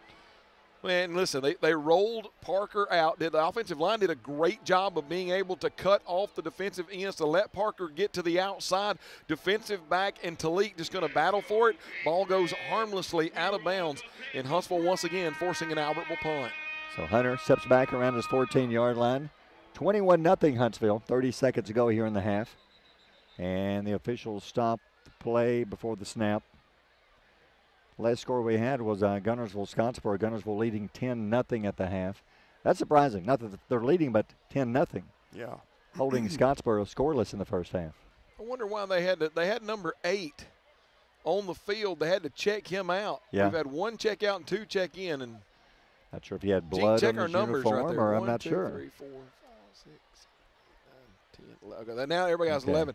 I think you're right, Barry, because there was either something wrong with his uniform. Right. It looks like they're over there scrubbing on his uniform. Barry, you might be right. Might have some blood on it. Could be. All right, so the Aggies will punt. Clock stop, 30 seconds. Huntsville will get the ball back one more time. Scoreboard shows 2. I think they only have 1 timeout. But we'll see. Low snap. Hunter scoops it up. Almost blocked. Gets rid of it. I believe it's partially blocked. Takes an Aggie bounce. 35-40. 45 finally across midfield. They'll fall on it at midfield. So Huntsville about 51 yards away from adding some points with only 19 seconds left. But I know they have at least 1 timeout left. Man, you know, Jink, we were watching during warm-ups. I think Coach Gay feels confident if he can get the ball inside the 20-yard line of letting his field goal kicker have a shot.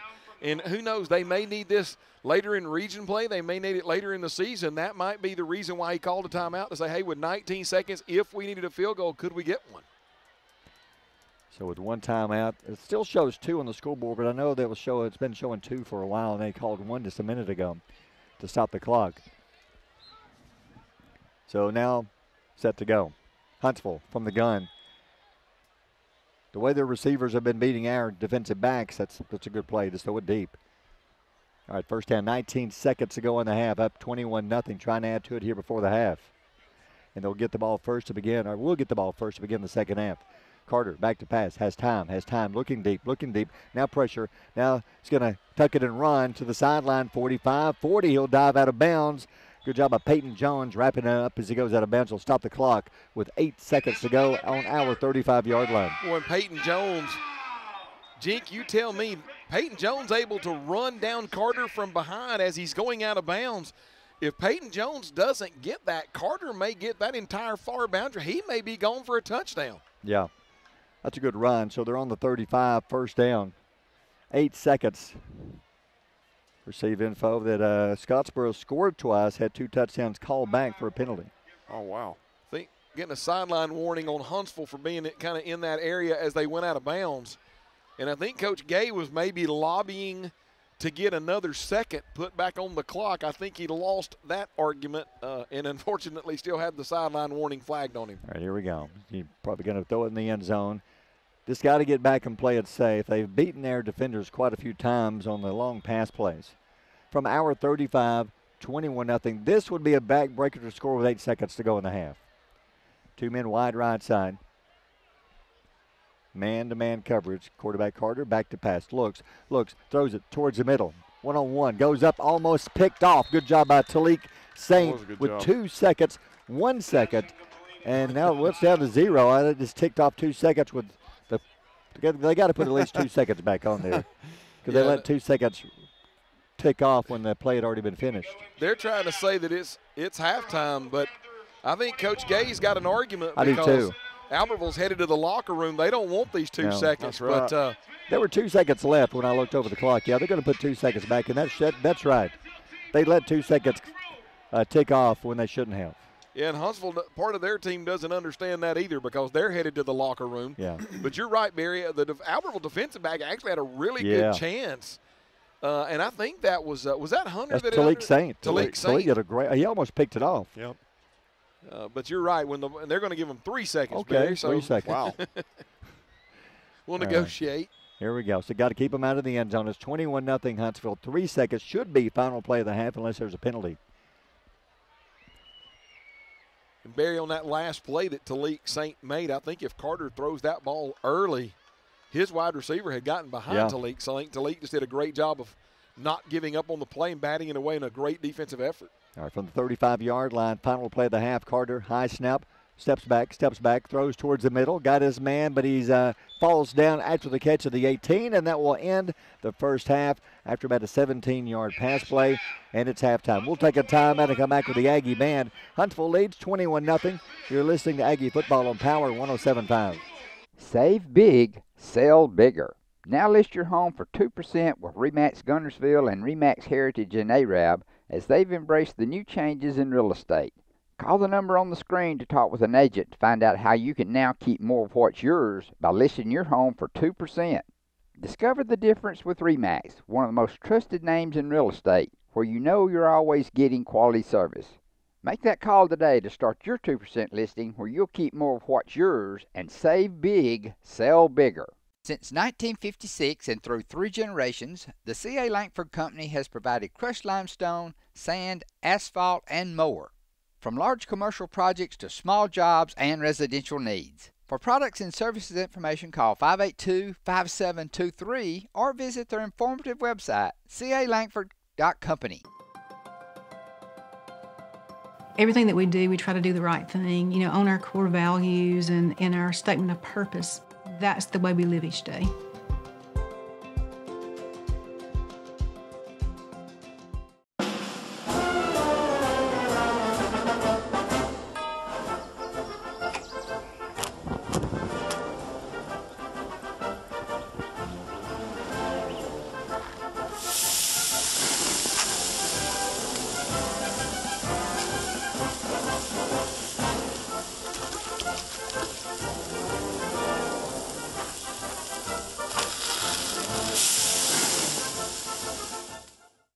Marshall County Gas is a proud supporter of this Community Channel broadcast. Remember, gas does it better naturally. Since 1943, the Municipal Utilities Board has been meeting utility needs of the citizens of Albertville and surrounding areas. From keeping your home comfortable to providing necessary expansions and supporting industrial and commercial growth, MUB provides the utilities you rely on in your everyday life. Electricity, water, wastewater, all at a reasonable cost. MUB is committed to providing reliable service today and resources tomorrow. MUB is proud to be a supporter of this Community Channel broadcast.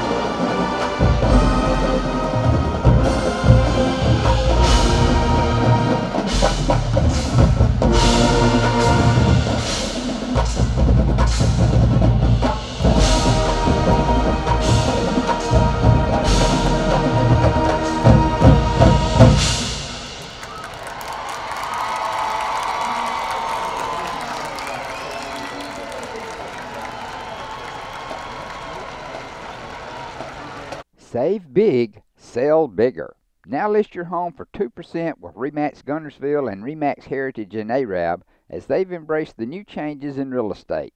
Call the number on the screen to talk with an agent to find out how you can now keep more of what's yours by listing your home for 2%. Discover the difference with RE/MAX, one of the most trusted names in real estate, where you know you're always getting quality service. Make that call today to start your 2% listing where you'll keep more of what's yours and save big, sell bigger. Some days, you've got big things to care about. Like that. And that. Luckily, the Whirlpool Smart Range automatically updates itself with features like Air Fry. So you can worry less about keeping up with the latest tech and care more about keeping up with the latest trends. Say cheese. Everyday care, Whirlpool. Visit the helpful, knowledgeable staff at Bonds Appliance on Gunner Avenue in Guntersville.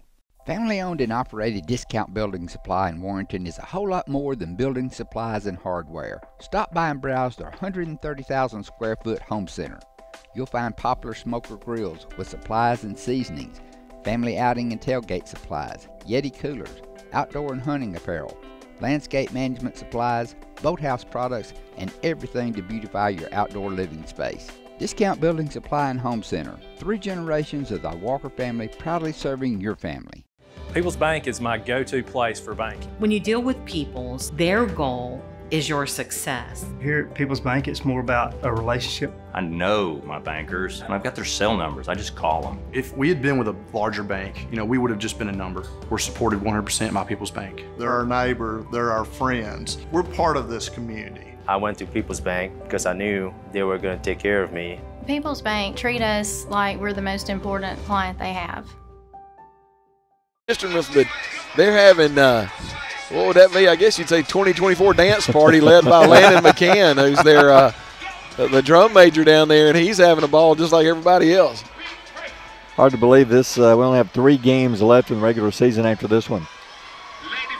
Then the plan is to bring you Geraldine playoff football. And what a run they had last year. Set to go. Maybe we get to go back to Gordo where those people had the vegetable soup and cornbread and all that in the press box. That was good stuff. Here we go. I'm surprised the PA guys made it through to the third quarter. Usually when you hear a guy talk like that, you usually say, come on down after it. You're the next contestant on The Price is Right. I'll be at $1. Here we go. Huntsville about to kick. Oh, Barry, our comedian. Gorgeous night for football. High kick, short kick, returnable. Talik Saints got it 20 to the sideline. He's going to be hit around the 25-yard line. Well, Talik has come in after a couple of games, not only offensive weapon, but he's played some good defense tonight too, Chris. He has. He's been down here in this coverage on this one receiver, guys. Broke the play up. Could have had an interception at the same time. Special teams right there did well. You think the special team coaches had a talk at half-Barry because every other kick has gone down the middle, and Hunter Smith has been able to get that out between the 40s. This time they kick it over on the sideline. Talik Saint does a great job of getting it upfield, but Albertville starting at their own 24. If I'm the Aggies, I still do try to do a better job of getting it to Des Revolte here in the second half. Here he is wide left side. Hunter wide right side. Parker turns, hands off to Laredo. Laredo following his blockers, not much there, 24-25. Maybe a couple if he's lucky. It'll be second and long, first play of the second half, and we're right around our 25-yard line. Yeah, that play designed to go off the right side of the offensive line. Everybody blocking down to their right. Laredo follows that in there and then tries to cut out the back door, but a great job by the Huntsville defensive line sealing the back door. Nowhere for him to go, only a gain of about a yard. Different look here for the Aggies, only 2 receivers. Gibson drops back, pressure's coming. He's hit when he got rid of it. I think he hit his arm as he was throwing it. I don't know if he even heard him coming. The ball goes into the back of one of the linemen. Incomplete. Luckily, he's lucky the ball wasn't knocked out of his hands for a fumble. And Barry, somewhere on that one, and Jink, you probably saw it, there was a blocking scheme that something got messed up. The tackle and the guard are talking to one another because somebody's supposed to have responsibility for a defensive end that's going to be going and playing college football, and he came unfettered, unblocked, and Parker Gibson, lucky that he's not being checked out by the training staff right now. He is quick. 3rd down and about 8. Gibson from the gun, back to pass. Pressure's coming. Throws quick pass. Dez has it to the 25, to the 30, diving to just past the 30, but he's going to come up about 3-4 yards short. I like that call. Put it in Dez's hands and see what he can get on his own. That time he got close to an Aggie first down. Got very close to the first down. Barry, the snap comes back to Parker Gibson. He's looking to his right and then slams on the brakes, throws it back to his left, trying to get Dez on a basically a wide receiver screen. And if Dez can get through one more arm tackle, he's gone. But that arm tackle brings him down about 3 yards shy. Aggies 3 plays and punt. Hunter will punt it away. He's going to fake it. He's going to keep it. He's going to run it to the 30. First down, over the 40, 43-yard line. That's a 3rd fake of the game. I'm not sure that one was planned, Chris. I think he knew it was going to get blocked, John, had he tried to punt that ball. Oh, there's no doubt. Snap came in. He's going to get ready to punt the ball. The Huntsville defender is already in the air, prepared to block it. Hunter just does what Hunter does. He's able to get the ball. And talk about the athleticism of a wide receiver. He pulls the ball in, follows his blockers. He's done what he has done his entire career, which is he finds those little lanes, little alleys. He had 4th and 3, needed 3, gained about 8 yards on that play, Barry, and moves the chains, and that is a huge break for the Albertville offense. That's the 3rd fake punt. The first 2 were designed. First one, Hunter just simply turned and threw it as far as he could for Dez, overthrew him. The incomplete, so Huntsville took over around midfield. The second one, though, same play. This time he connected with Dez for a big first down. This one, I'm with you, it was not designed. When Hunter looked up, the guy was breaking through. He was going to block that kick had he tried to kick it. So Hunter just tucked it and ran and gets an Aggie first down all the way up to the Aggie 43-yard line, 1st down and 10. Jink, looks like we got a player down for Huntsville. I actually think that's the guy who jumped in the air to block the punt. I think he just landed funny. They're checking his knee and his ankle area. Gosh, you hate it for that kid because all he was trying to do was jump in the air and make a play. That's not the big guy, the number 8, is it? I don't think so. I couldn't tell who it was, but you're right. He's the one that jumped in the air to block it. Hunter ran kind of around him and under him when he came down. I think he came down awkwardly. I think you're right. It looks like he's okay. Is it number 8? It's 8 or 9. It is number 8. Yeah, it is. Boy, you hate to see that because he's a good one, going to play some college ball, He's going to Troy. Yeah, Ladarius James. Like to speak to the Huntsville athletic department next time they give us a roster. Get it above a number 5 font. That's true. And Times Roman. I can't even see this thing. So 43-yard line, 1st down and 10 with 10:35 to go on the quarter after the fake punt. Aggies with the first down. Gibson back to pass, looks, throws right side, a one hopper to Hunter. Hunter was open at midfield. Had he made the catch, probably going to be dropped there, but still incomplete. Barry, he might be lucky that one kind of nosed down on him. The reason why I'm saying that, I don't know if you noticed it, number 25, the linebacker Ryan Warr, did a great job of reading his eyes. If he's able to catch that thing, you may have your second pick 6 of the night. Wow. Gunnersville now leads Scottsboro 31-0. 2nd down and 10. Gibson turns, hands off Laredo, hits the middle of the pile. He's going to be stopped. Barely back to the line of scrimmage, 3rd down and 10. I'm with you, Chris. That one he's got the option. Yeah. A run pass. I think I would have taken the handoff, and he had the right side wide open. I think Laredo should have brought the whole carry out this way. Instead, he tried to hit the hole and it wasn't open. Yeah, I think Parker should have taken the handoff and just tucked it and ran. You know, last time he tried to come out the back door and got caught. I think maybe this time he thought if I do come out the back door, I'm going to get caught again. But, Jink, you're right. If he comes out the back door, the backside of the offensive line and blocked that well, I think he had a big gain. No gain, 3rd down and 10 on air 43. Gibson, the snap, and about 4 moved and 7 did not. So it should be offsides Aggies. Back it up 5 yards.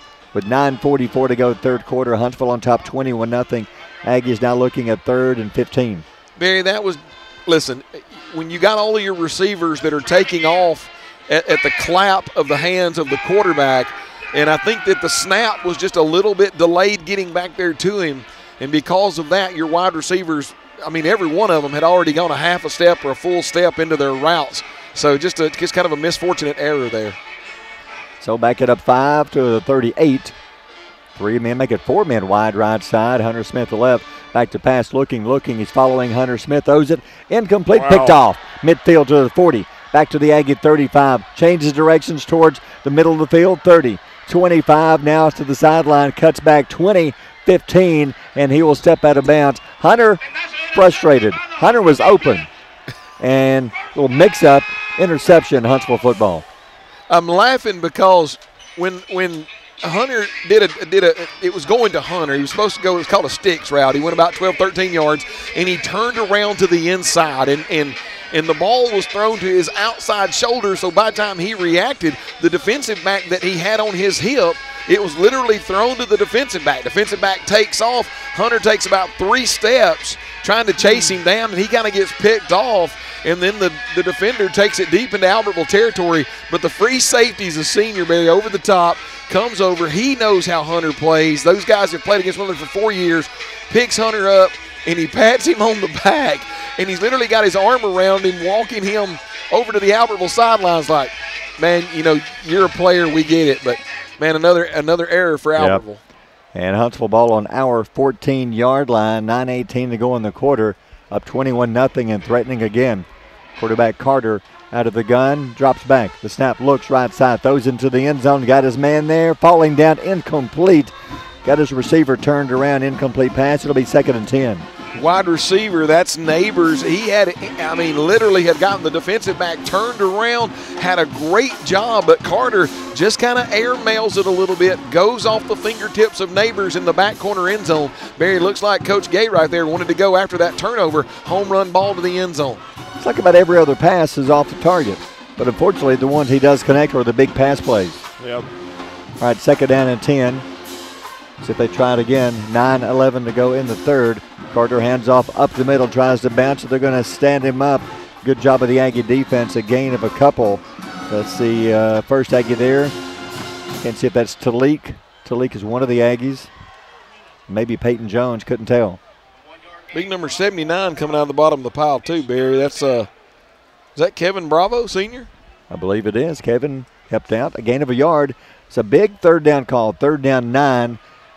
They're on our about 13-yard line, that area. Their receivers are doing a good job getting open, getting behind their defensive backs. The quarterback is just not connecting on every pass. And I think they're going to have to call a timeout. Play clock down to 6. We'll take a timeout. 8:32 to go in the third. Huntsville threatening up 21-0. You're listening to Aggie Football on Power 107.5. Hey folks, Mark Bricky, Sand Mountain Toyota. There's a lot to consider when buying a truck. Towing capacity, cab space, gas mileage, resale value. When you're talking with your salesman, is he willing to sit behind the wheel of the same kind of truck he claims to stand behind? Here at Sand Mountain Toyota, we buy what we sell. Not only do we stand behind our trucks, we put our own money and trust in Toyota trucks, just like you. Come by and check out our huge selection of popular Toyota trucks. Sand Mountain Toyota, we're more than a dealership. Since 1952, Wilkes Tire and Battery Service has been the place to take your vehicle for service you can trust. Our family takes pride in carrying on the tradition of providing great service, working with integrity, and giving back to the community. For tires, batteries, auto services, and more, choose the people you can trust. With 10 locations to serve you, including Albertville and Gunnersville, at Wilkes Tire and Battery Service, we get you started and keep you going. You'll like banking at People's Independent Bank and PIB Mortgage.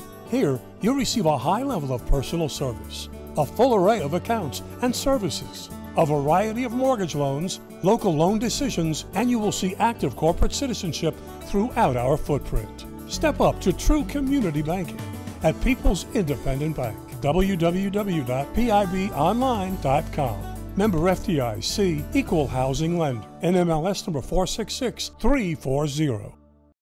Your local Foodland Market. Your store for everyday low prices and weekly specials with savings on every aisle and friendly customer service throughout the store. We sell only the best USDA inspected meats. Our trained meat cutters offer fresh cut meats to your specification. Our fruits and vegetables are always fresh, quality and variety you deserve every day. Your local Foodland Market, where savings plus service plus selection equals satisfaction. Foodland, your football tailgating headquarters.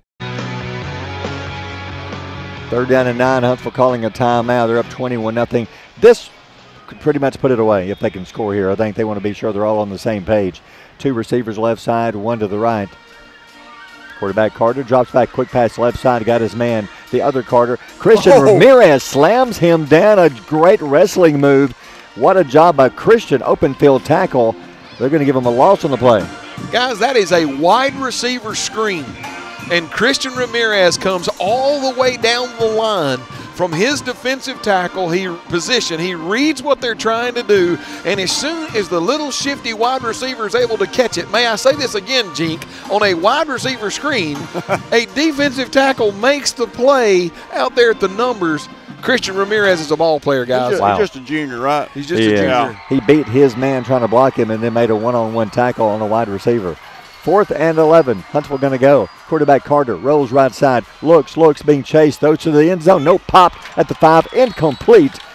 Had his receiver. Receiver comes down with empty-handed, and the Aggies, the defense, holds. Well, and not only that, but I think Carter heard the footsteps of one Christian Ramirez again. He was trying to slow roll out here to the near boundary, and I think Christian Ramirez, Barry, actually made him throw a little bit before he wanted to. His receiver trying to come back to him, goes off of his fingertips, and then the defensive back, for good measure, just pops him in the back just to let him know that he was there. Incomplete. But, Barry, what about this? The defense, once again, after that turnover, the defense holds serve and does not give up a point to Huntsville. How about Christian manhandling the guy trying to block him? No. He's got to play some college ball. He's only a junior, another year to go. He's so strong.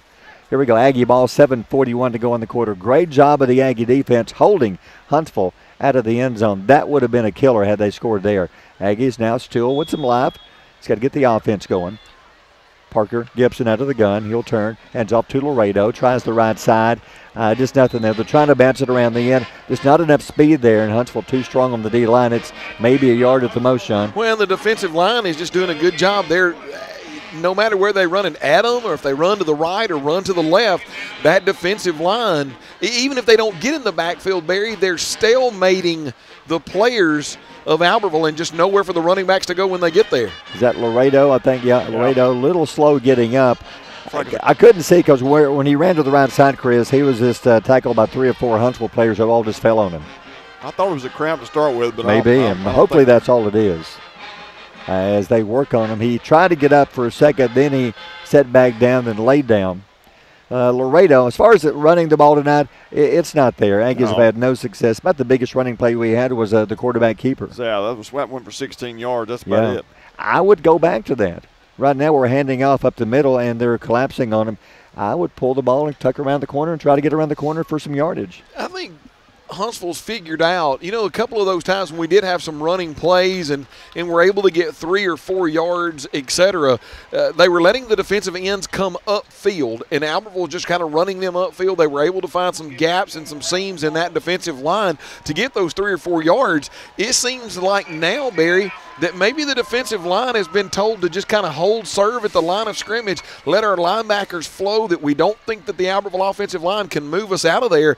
And as you said, when the running back gets to the line of scrimmage, just nowhere for him to go, and they're able to gobble him up. Maybe you don't want to take a risk with your quarterback running too much because you got your number 2 guy in there. That's right. You've never used a number 3 guy, really. Back to pass, Gibson, pressure, coming, steps up, throws it high over everybody.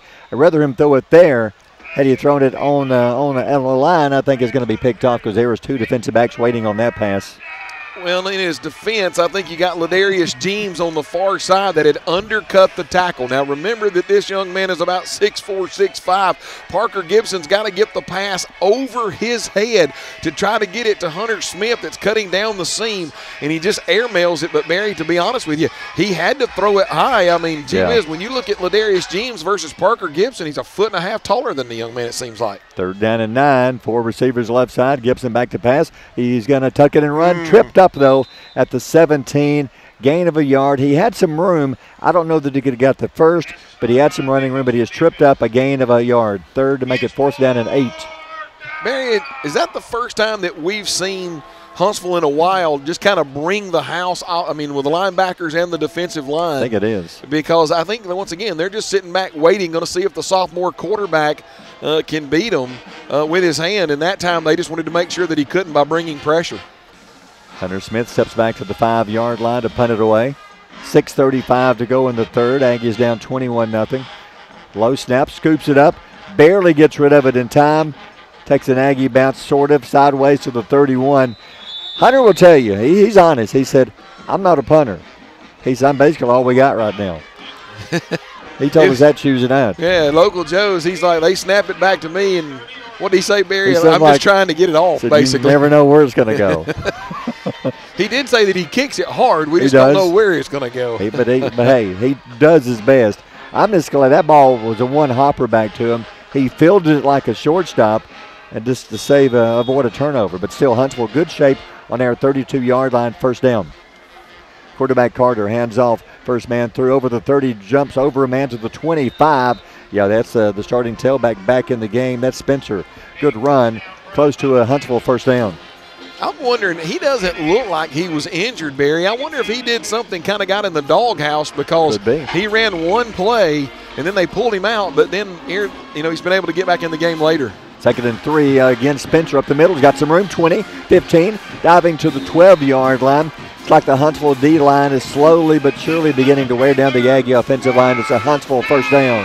Barry, that's what I was thinking, because at that point in time, that was the Huntsville offensive line. Just got our defensive line on skates, had them rolling backwards.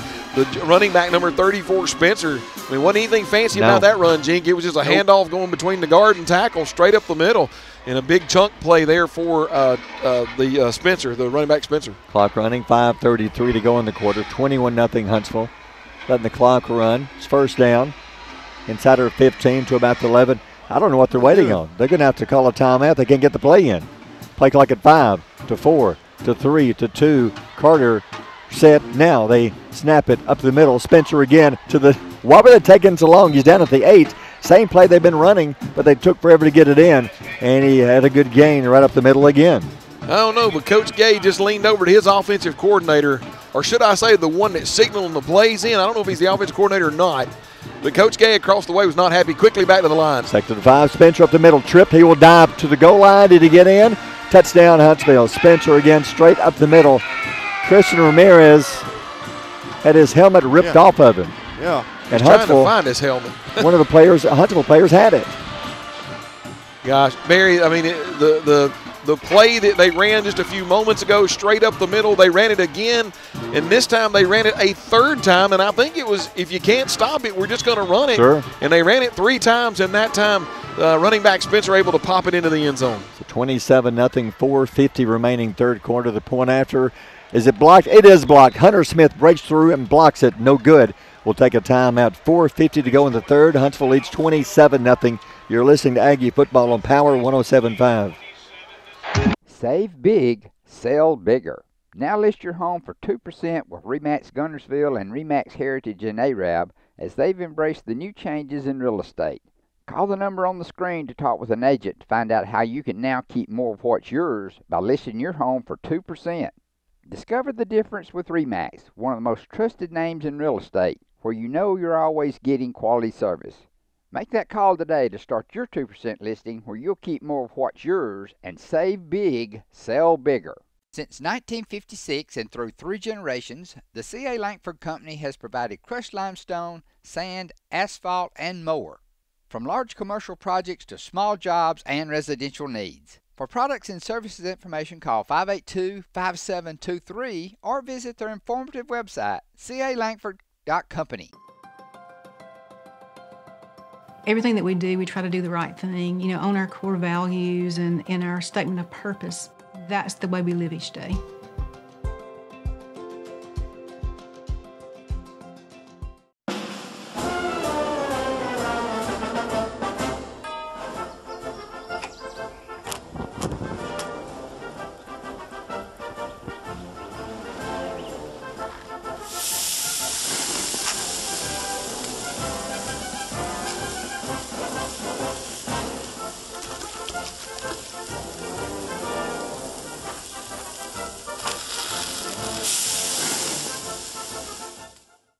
Marshall County Gas is a proud supporter of this community channel broadcast. Remember, gas does it better naturally.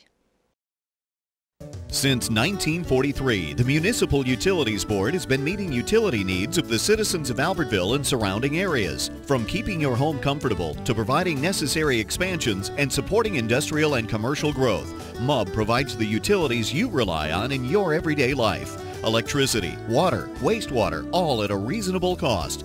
MUB is committed to providing reliable service today and resources tomorrow. MUB is proud to be a supporter of this community channel broadcast. There's nothing fancy, this straight up the middle. Here's your Gilbert and ball forward and Albertville scoring drive. Yeah, Huntsville starts at Albertville's 31-yard line. 5 plays, 31 yards later. Spencer goes in from 7 yards out. Extra point, however, blocked, but Huntsville extends their lead here in the middle of the third quarter. It's 27-0 Panthers. Huntsville to kick off. Aggies have done a good job returning the kicks tonight. We've got, looks like Sweat, Hunter Smith, Des Revolte, and Talik Saint back deep. The kick, high kick, deep kick. Des goes back to the 9. Here's a return 10 to the 15 to the 20 to the middle, 25, 30, popped around the 35. I thought he was going to break free for a second, all the way to the Aggie 35. But overall, as far as returning kicks, we've done a good job tonight. Yeah, it's done a well job to get good field position. Hunter's done a great job, good run. But I like the way Des ran. He said, I'm going to run right up the middle. Maybe I'll break it. And he almost did, the 35-yard line. Nothing fancy, no dancing around, changing direction, just straight up the middle. Just hit the hole and go. Yeah. Got to get something going offensively. We've had some open receivers. Can't run the ball right now. I might consider a quarterback keeper. Right now, 3 receivers right side, 2 to the left. He better hurry. There's 4 coming. They're going to come fast, and here they come. Gibson back to pass, throws to the middle. Hunter Smith, that one hit him in the hands. Defensive back may have got a hand on it, or the linebacker rather. Incomplete, 2nd and 10. Yeah, that was that shallow crossing route. They're letting Parker get the ball, step back. All the other wide receivers are running deep, trying to get Hunter coming across on about an 8-yard crossing route. But Barry, I'm gonna take a little difference with you there. I think that one hit Hunter Smith right in the hands, and he just kind of dropped it. 2nd and 10. Clock stop, 35-yard line, 4:36 to go, third quarter. Gibson, low snap, back to pass, rolling to his right. Being chased, still rolling. He's going to have to run. He will. 40, he'll step out of bounds. Nicely done. Just past the 40. Good gain. They're going to mark him out of bounds around the 41, so that's about a 6-7-yard gain. You know, one thing that Parker Gibson, I think he gives you maybe a little bit of bright spot beyond that of C.J. Zuniga, that's the starting quarterback, is when things do break down in the pocket. I believe he's got a little bit more speed than C.J. to make this a manageable third down. He got around the corner, picks up 6, almost 7, so it's third down. Gibson back to pass. Design quarterback keeper, and he is tripped at the line of scrimmage, and he had some room up the gut. One of the linemen reached out and slapped at him as he went by, so no gain. I think he would have had the first down. I think Coach Karcher saw that speed too, Jink, because that was a designed quarterback draw the entire way. And you talk about just the luck of a defensive lineman, guys. It was number 97, Posey, the nose, dives back inside Barry. He just catches the swoosh on the cleat and knocks Parker Gibson down. We're going to go 4th and 4 from the 41. Gibson, low snap, back to pass. They got him. 30-yard line. First of all, a low snap. Second of all, looking downfield, there is nobody open. And the defense, they broke through and sacked him all the way back to the Aggie 32-yard line. Yeah, where they had been playing coverage and keeping everything in front of them. This time, the defensive coordinator across the way dials up a middle linebacker blitz with Duster. He comes through unabated. Nowhere for Parker Gibson to go, because as soon as he figures out what's happening, number 50 Duster, and we said he's one of those he hasn't got any offers yet, but he's got some Division II and Division III folks looking at him. You can see why. Not sure why there was a flag here. I think it's a sideline warning. Okay, gotcha. Okay, there was a flag here at the end of the play. Yeah, you're right. So Huntsville ball, 32-yard line up, 27-0, 3:50 to go, third quarter. Guys, this is the third drive that Huntsville's had in the second half that started on Albertville's side of the midfield. Carter out of the gun, trying to put this game away. One more touchdown should do it. Carter back to pass. Pressure's coming, throws left side towards the end zone, going up, tipped out of his hands, incomplete. Nicely done back there. That was Bryson Parker, got up and slapped it away. Bryson Parker did a really good job, Jink. He forced the wide receiver on his outside. Therefore, he's got the sideline as another defender, kind of put his hip against him. The ball's coming in. It's got to be put in a perfect spot. Great job by the defensive back of Albertville. Yeah, he turned his back completely around and knocked it down. That was a great job. Second down and 10 from the 32. Clock stopped, 3:43 to go, third quarter. Laredo loosening up. It's like his left leg might have tweaked an ankle or something. It's like his left foot is heavily taped. Carter hands off up the middle. Spencer, 25, fighting to the 21-yard line. That should be enough for a first down. I don't know why they don't run the ball every play, because they've run that same exact play about 4 times and getting about 5 to 10 yards a pop. Well, and it was second down and 10. He's able to gain 14 yards on that carry all the way into the 20-yard line, Barry. And you said it. Why not get behind those big hog mollies? Because right now they're able to do what they need to do at the line of scrimmage. And obviously nothing wrong with number 34, the running back. I think he just might have gotten the doghouse a little bit early. On their 20-yard line, first down, they give to Spencer. Again, same play, another hole. 15 to the 10 to the 5, dragging tacklers to the 3. We were just holding on, hoping he would fall. He finally did. Making the tackle eventually was Keegan Thompson with help. Well, Barry, here comes that big offensive line, and they are quickly to the line before Albertville can even get defenders changed out. First down up the middle. There he is. He'll dive into the end zone. Spencer into the end zone. Touchdown, Huntsville. Albertville realizes that they've got some tired defenders. They're trying to get some people swapped out. Huntsville quickly to the line of scrimmage from 3 yards out. Touchdown, Barry. Wow. That offensive line is taking over here in the third quarter. 33-0, 2:55 to go in the third. Huntsville had the point after blocked last time, as Hunter Smith broke through and slapped it away. Now for the extra point. The kick, it's up, and it is good. We'll take a timeout with them. 2:55 to go in the third. Huntsville leads 34-0. You're listening to Aggie Football on Power 107.5. Save big, sell bigger. Now list your home for 2% with RE/MAX Guntersville and RE/MAX Heritage in Arab, as they've embraced the new changes in real estate.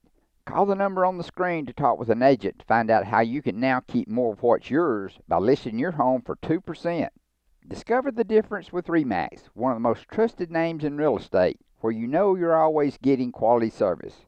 Make that call today to start your 2% listing, where you'll keep more of what's yours and save big, sell bigger.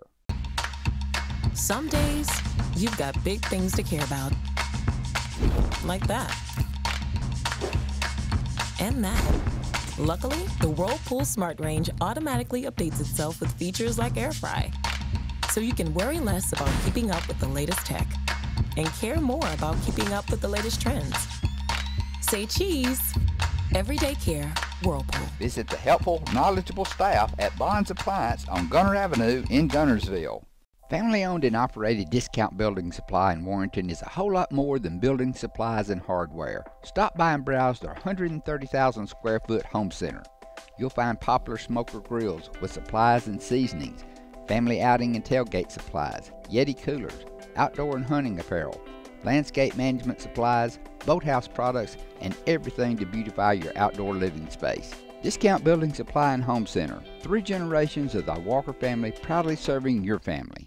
People's Bank is my go-to place for banking. When you deal with People's, their goal is your success. Here at People's Bank, it's more about a relationship. I know my bankers, and I've got their cell numbers. I just call them. If we had been with a larger bank, we would have just been a number. We're supported 100% by People's Bank. They're our neighbor, they're our friends. We're part of this community. I went to People's Bank because I knew they were going to take care of me. People's Bank treat us like we're the most important client they have. We'll add 7 more. Here's your Gilbert and Ball Ford and Albertville scoring drive. After stopping Albertville on a turnover on down, starting at Albertville's 32-yard line, 4 plays, 32 yards later, Spencer from 3 yards out, able to punch it into the end zone. Extra point up and good. Huntsville pulling away here on homecoming in Huntsville, 34-0. After 1 quarter, it was 0-0. Here's the kick. Line drive. Going to bounce at the 10. Sweat has it to the 10. He'll try the middle, stops, cuts, 15. They got him. They'll wrap him up inside the 20, about the 17-yard line. So not one of our better starts inside the 20-yard line. Well, in that time, the ball kind of it was a line drive kick. And I think it was Hunter Smith that turned around and pointed to Brant Sweat to get that one. Brant able to pick it up off the hop at the 3-yard line. Jink, I think he would have been better set just to come straight up the numbers. He might have been able to get to the other side of the 20, but trying to use his speed. And Brant Sweat's got some speed trying to go across the field. Just couldn't get it, and he got wrapped up at the 17. Laredo back in the game. Good to see him in there. Gibson turns hands off to Laredo. He'll try the left side around the corner. Stiff arm. He's going nowhere but backwards. You know, I'm not sure. We haven't seen – trying to see if we can see a Sarant. You haven't seen him here in the second half. Oh, I haven't. I don't see him standing on the sideline. I didn't see him get hurt in the first half. And I don't see him under the tent. So I'm not sure. But he played quite a bit in the first half. On that run, a loss of 2. 2nd and 12, Albertville, 2:19 to go third quarter. Inside the 15, low snap. Gibson picks it up, rolling right side, being chased towards the goal line. They got him, and he gets out of the end zone to the 1. That's one you just got to throw it away. Yeah, I mean, Parker Gibson already outside the tackle box. He doesn't want to throw an interception, but you're right, Barry. He needs to put that one over there in the home stands, and unfortunately able to got pulled down at the 1.5-yard line. On the JV, you're probably going to outrun some of the kids. But here on the varsity, you got some kids who are playing, young men playing college next year, and they chased him down. Back at the 2 they give him, so it's 3rd and long. Pressure's coming. In the end zone, they've got, and that's going to be either safety. Yeah, safety. He threw the ball. Nothing else is going to be grounding and a safety. So they broke through. Nobody touched that young man. Safety, and it's 36-0. And, Barry, they just lined literally, I mean, they've got their defensive backs playing kind of a dime coverage back here. Nothing gets behind you. And they brought the house, the defensive linemen and the linebackers. Parker Gibson trying to just get rid of the football. But you said it again. Another linebacker comes unabated to the quarterback. Parker Gibson gets slung around. Ball goes out the back of the end zone. Safety for Huntsville. So the Aggies will have to kick it away. 1:40 remaining third quarter. 36-0. After the first quarter, it was 0-0. Aggies we're playing some good football. Huntsville got on the board early second quarter with an 8-yard touchdown run. It's been downhill since then. And guys, I know it may be 36-0, but every time they start playing the loud music, I look over here and the drum major, Landon McCann, he is leading the Albertville Aggie band in a dance party, and they are having a blast over here. I'm sure Hudson Gladden's right in the middle of all of that, too. So the Aggies will kick. Huntsville should get it back in good shape. You would think they may have some fresh faces in on the next drive. We'll see. Up 36-0. So if you missed that, a safety. They broke through and sacked Parker Gibson in the end zone. Had no chance to get rid of it. To be honest with you, Barry, when that ball went straight up in the air, you do realize that if Huntsville would have caught that, that would have been a touchdown. Wow. So thank goodness it did land in the end zone as an incomplete pass, sacked in the end zone kind of a deal, but wow. Juarez will kick off. Haven't seen him in a while since the beginning of the game. Here's the kick and the return from Huntsville's 35 to the 40, 45, midfield to the 45, 44-yard line. Good return. That's the other Carter all the way down to the 44. So Huntsville starts on the Aggie 44 with 1:31 to go third quarter.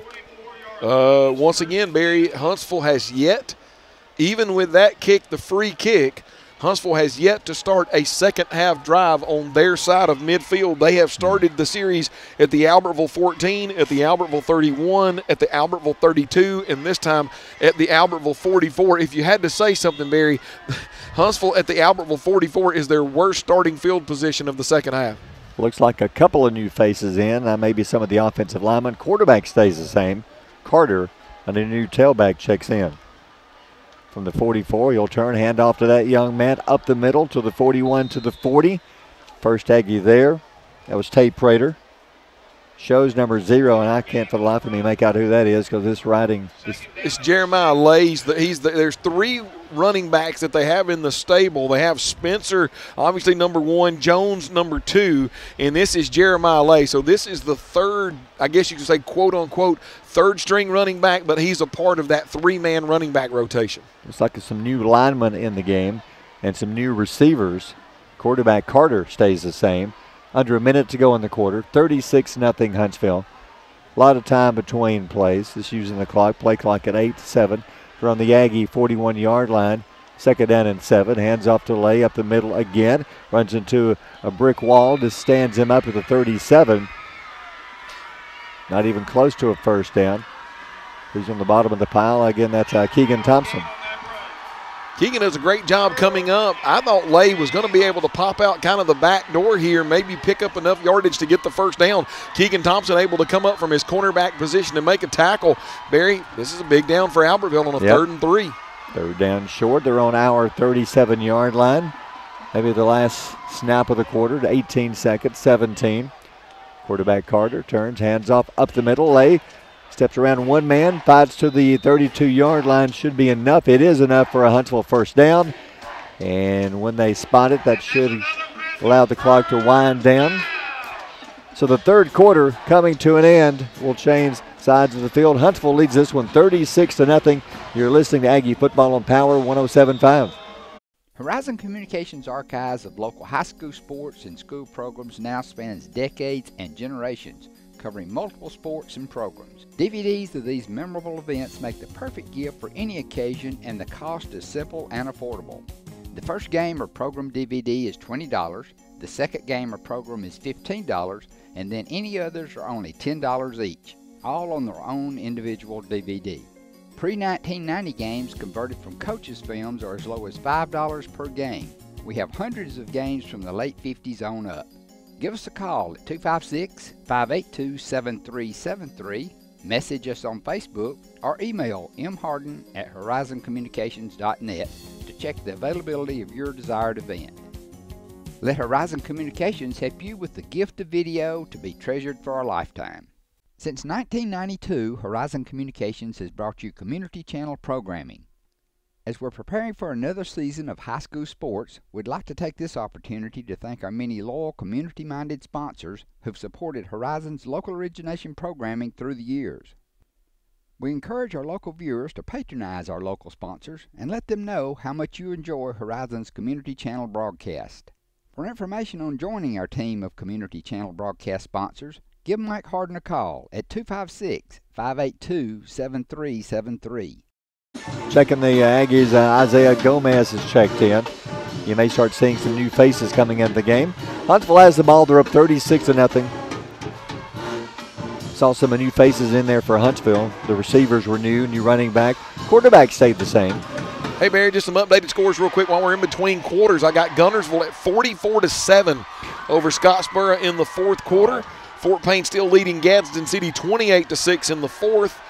James Clemens 14-7 in the 4th, trying to get you. How about this? Sardis over Douglas 12-0 in the 4th. That one could possibly be an upset right there, guys. Yeah. All right, Huntsville, ball on our 33-yard line. It's 1st down and 10. Quarterback Carter stays in. Looks like some new offensive linemen in the game. Aggies, pretty much everybody. Gomez is checked in. He's the only new face out there. Set to go, 4th quarter. 1st down, Huntsville from our 33-yard line. Quarterback Carter steps back to the gun. One back beside him. 2 receivers. Drops back to pass. Looks. Ramirez is home. Ramirez has killed him. He's got a completion, 10-yard line, 5. I was watching Christian Ramirez tear the quarterback apart. He completed it all the way to the 5-yard line.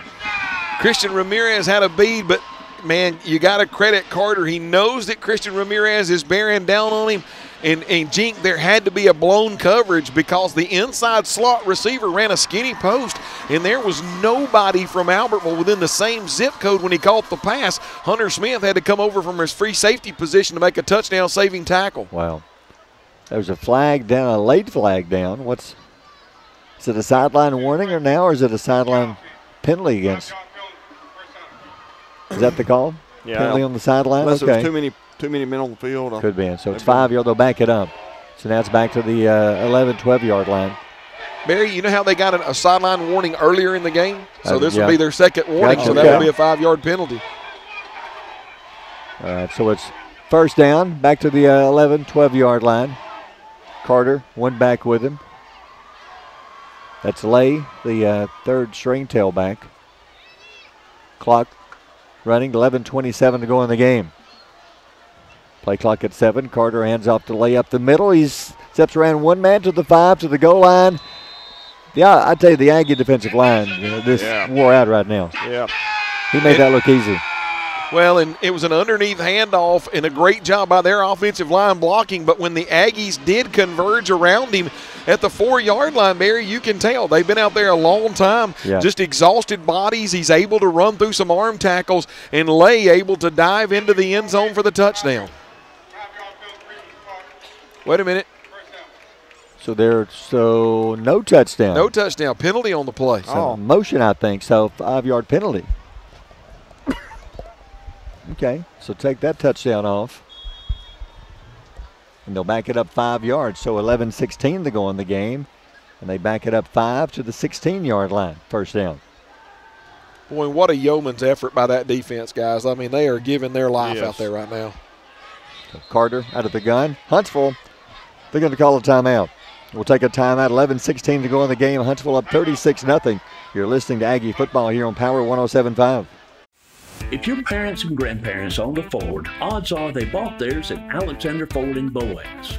For over 50 years, Alexander Ford has been known as the Ford store in North Alabama. With some of the same faces you've grown to know and trust, we celebrate our past and are excited about our future. We still do business like we always have without hidden fees and high pressure. You can put your trust in us, just like your parents and grandparents did. Alexander Ford, your family Ford store.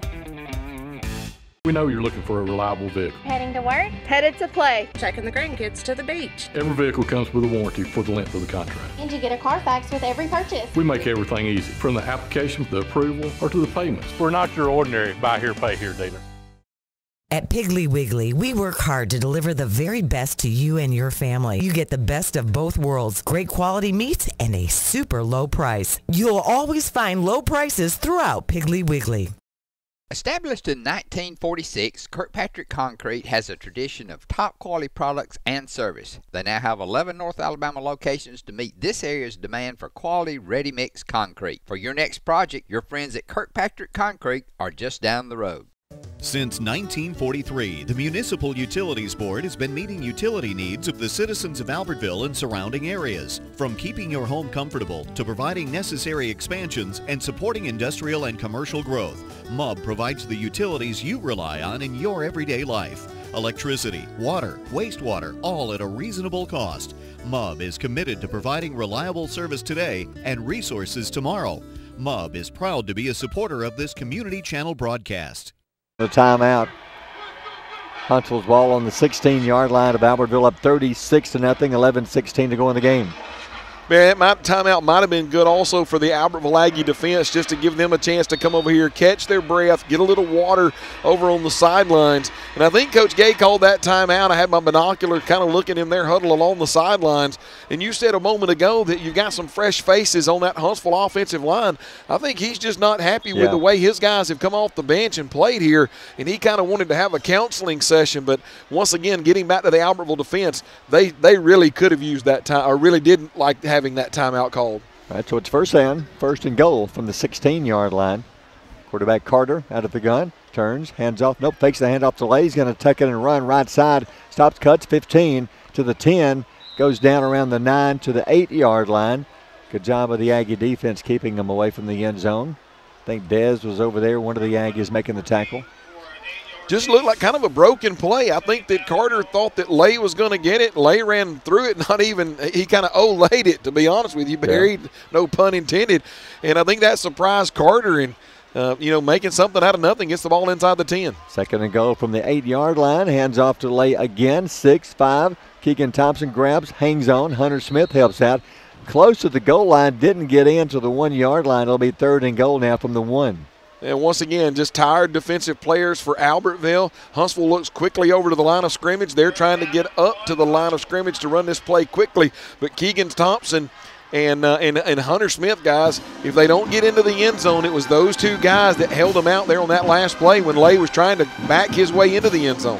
10-14 to go in the game. Third and goal from the 1. High snap, hands off to Lay.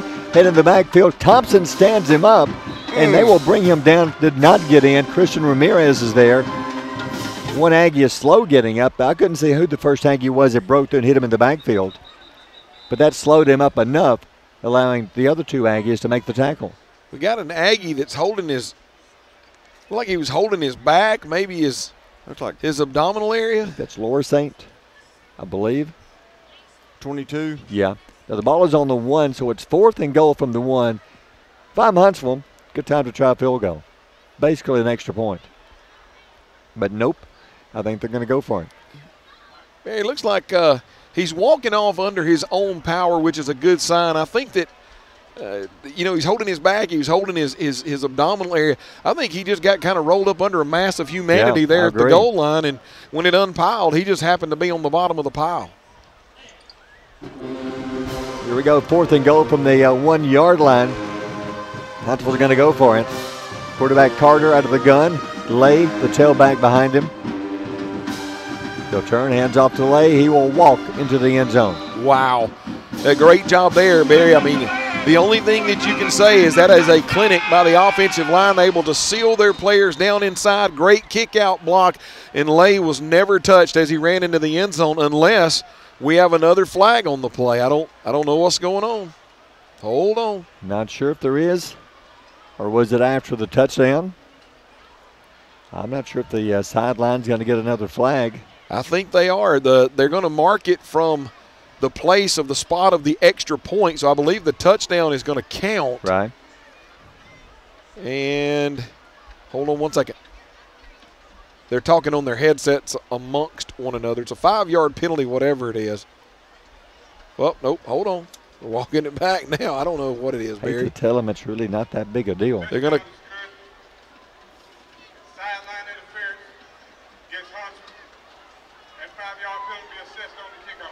there you go. Gotcha. They'll assess it on the kickoff, so touchdown does count. So with 9:49 to go in the game, 42-0. Now the extra point.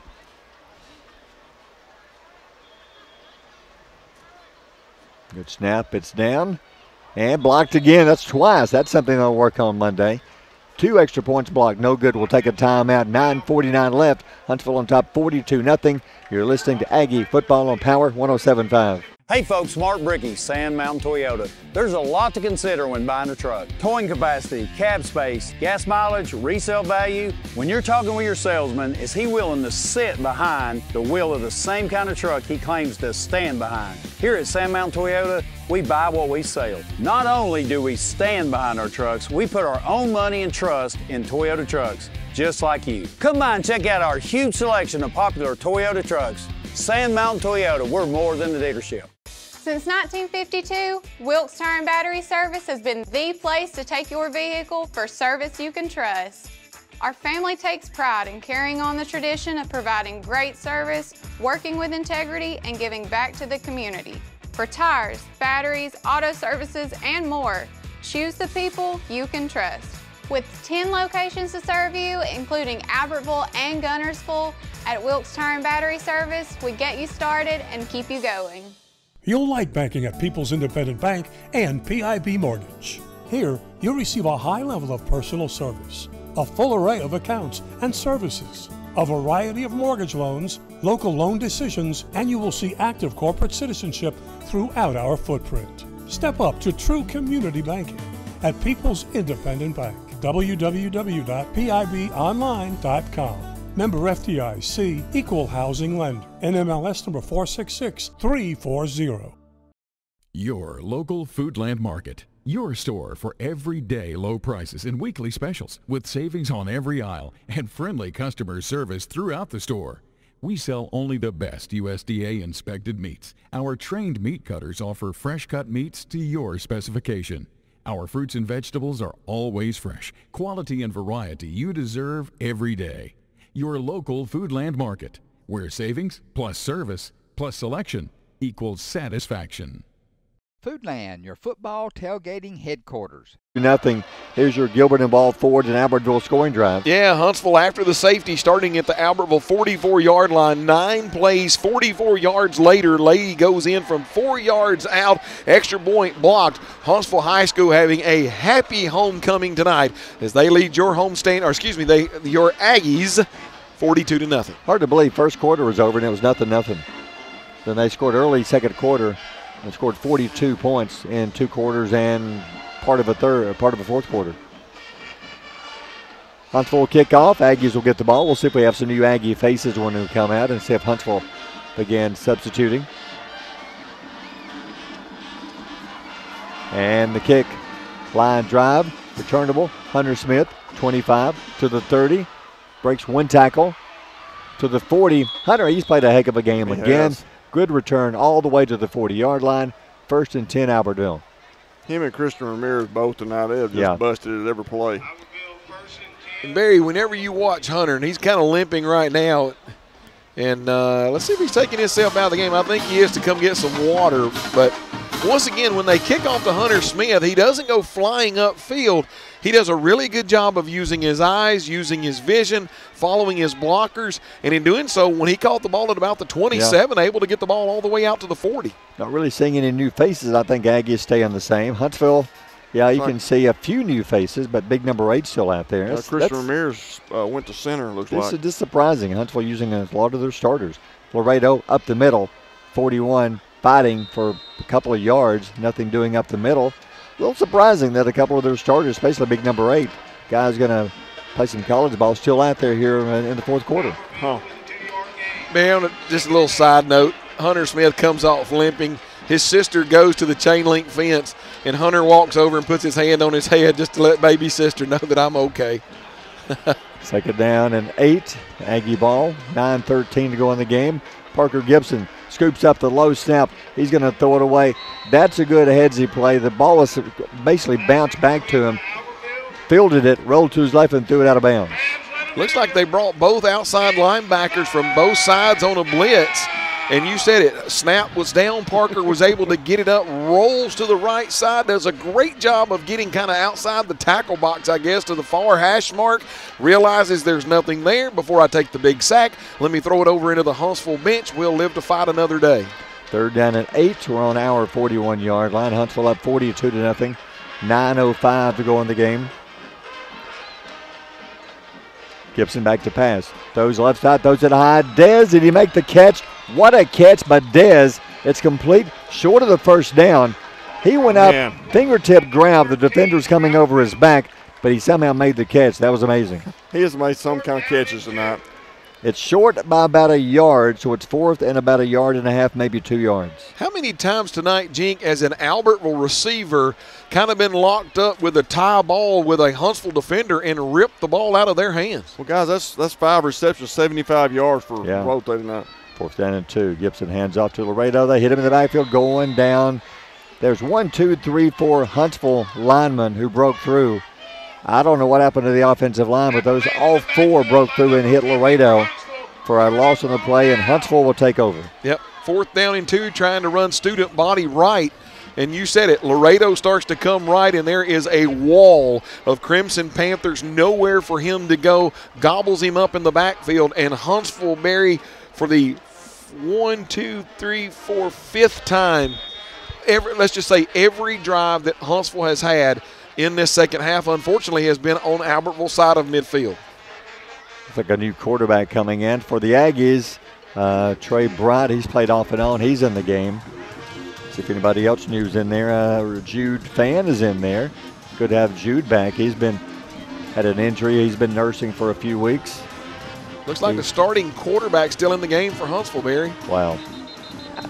Why? I don't understand. When you're up, is your backup injured? I don't get it. I don't either. You're up 42-0, 8:22 to go in the game.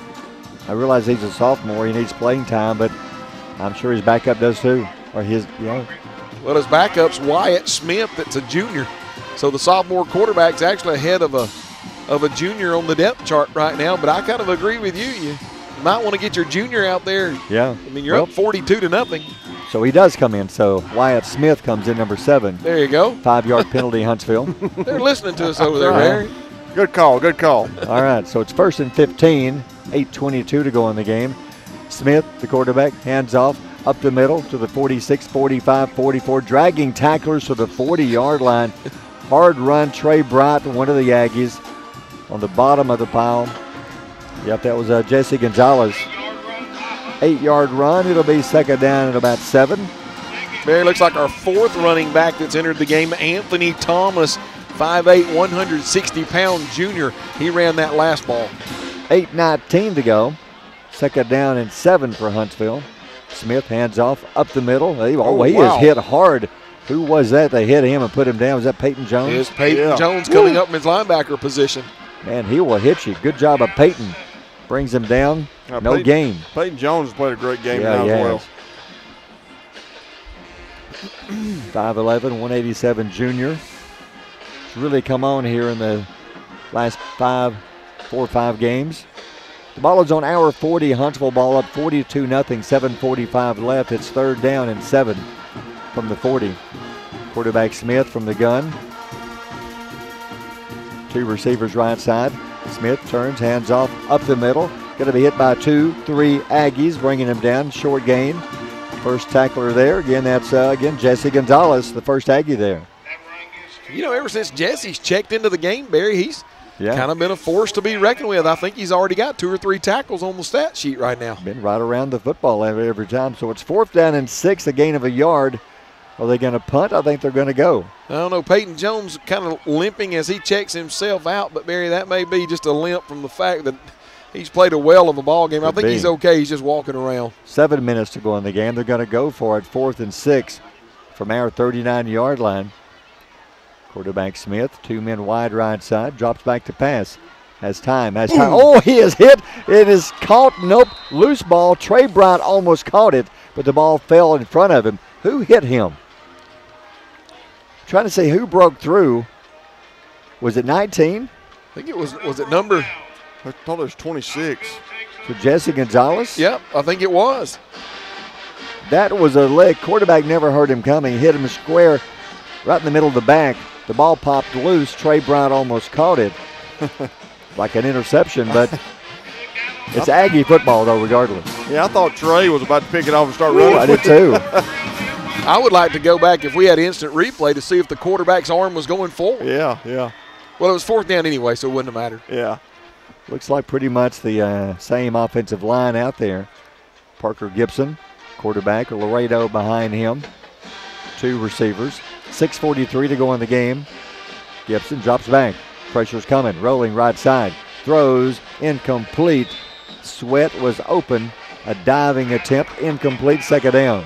One of the interior defensive tackles able to defeat his block, get back there in the backfield with Parker Gibson. Gibson rolling here along the near boundary, just trying to get rid of it. He had to throw it to a spot because there's actually a linebacker between he and number 11, Brant Sweat, just trying to throw it where only Brant could get it just off of his fingertips. 6:35 to go in the game.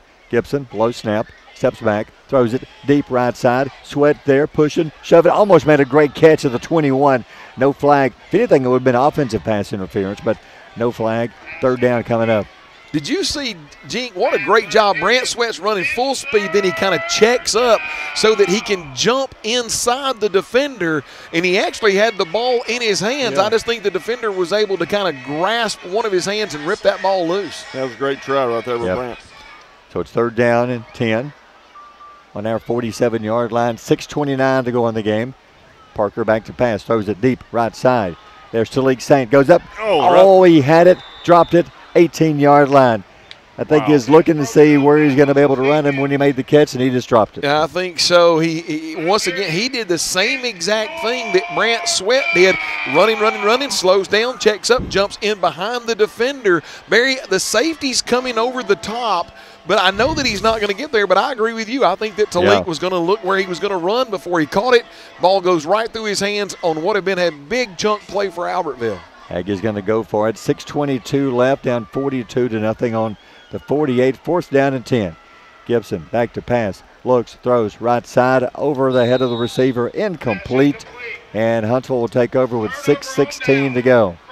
Barry, I think, too, if he was able to make that completion, Talik Saint was still going to have to try to get upfield. He was going to be 2 yards shy of the first down, but unfortunately Parker airmails that one into the Aggie bench. And once again, unfortunately for Albertville's defense, Huntsville starts on the Albertville side of midfield.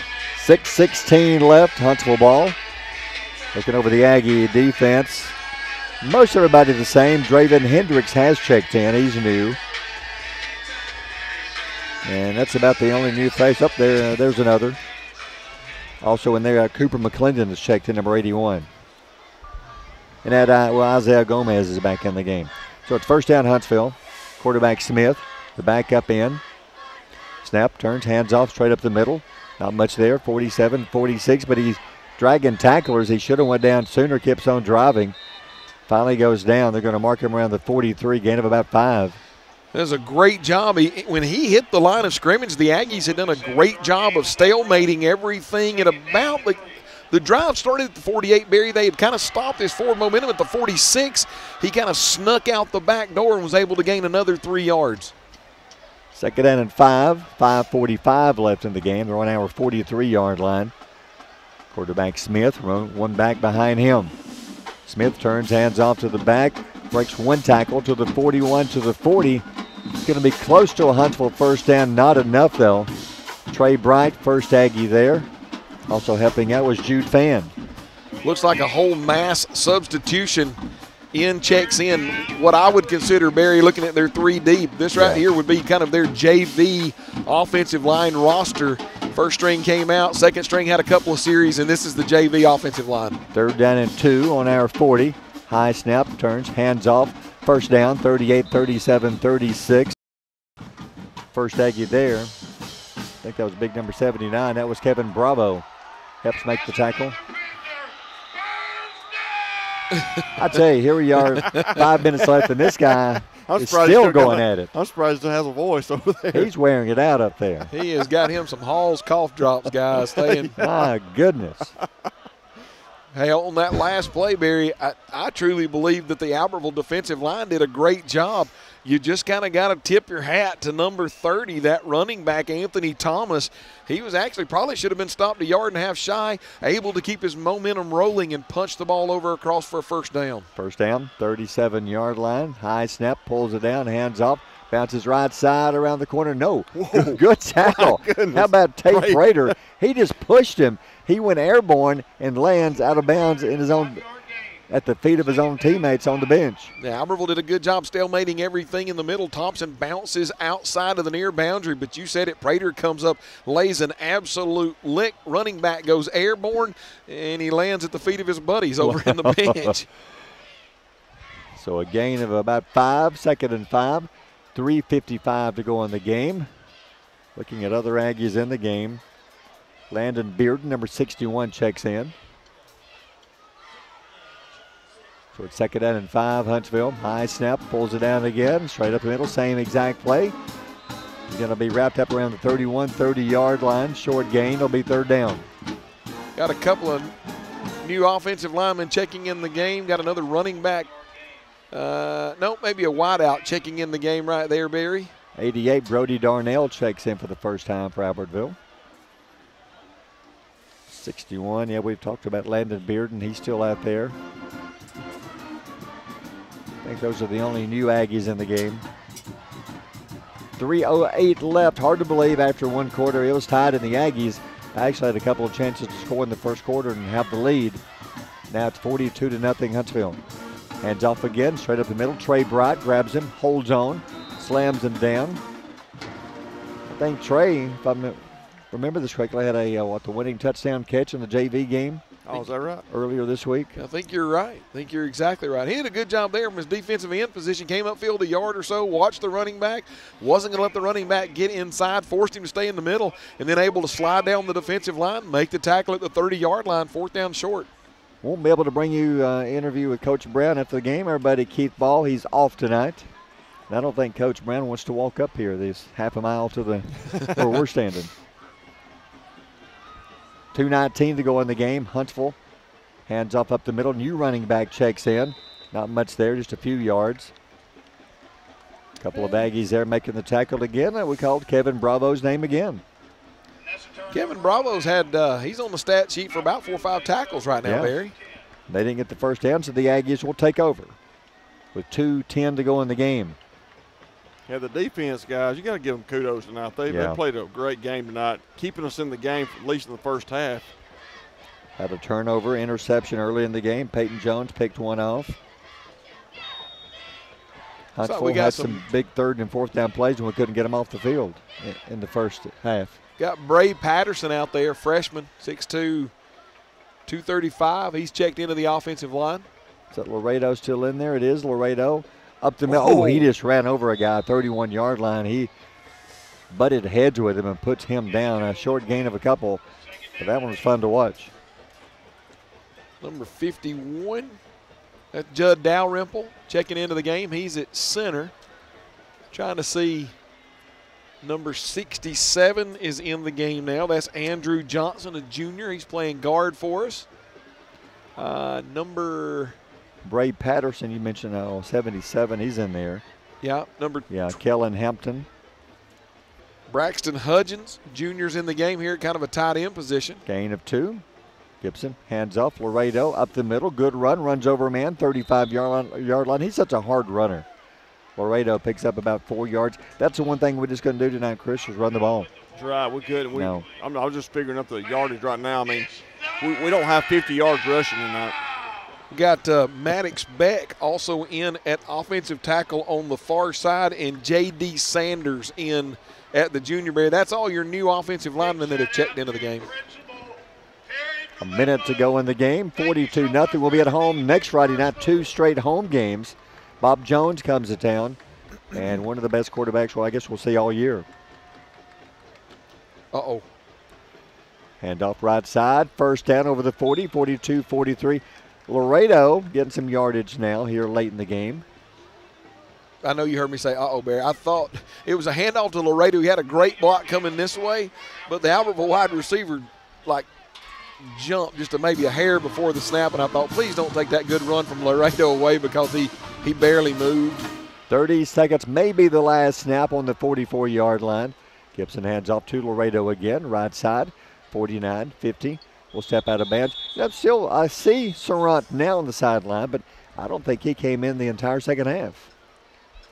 Looks like right now, well, they ran out of bounds, but yeah, I think they're going to just roll the clock out with 10 seconds to go. That'll pretty much wrap this one up. So, there's 7 seconds, 6, 5. I don't think they're going to snap it again. Don't have to. And this game will wind down. So Huntsville picks up a region game. They pretty much have to win out of the region and have a chance for the playoffs. They win this one. They're now 4-3. 42-0. Huntsville wins this one. Huntsville next week they'll be at Florence where the Aggies home against Bob Jones.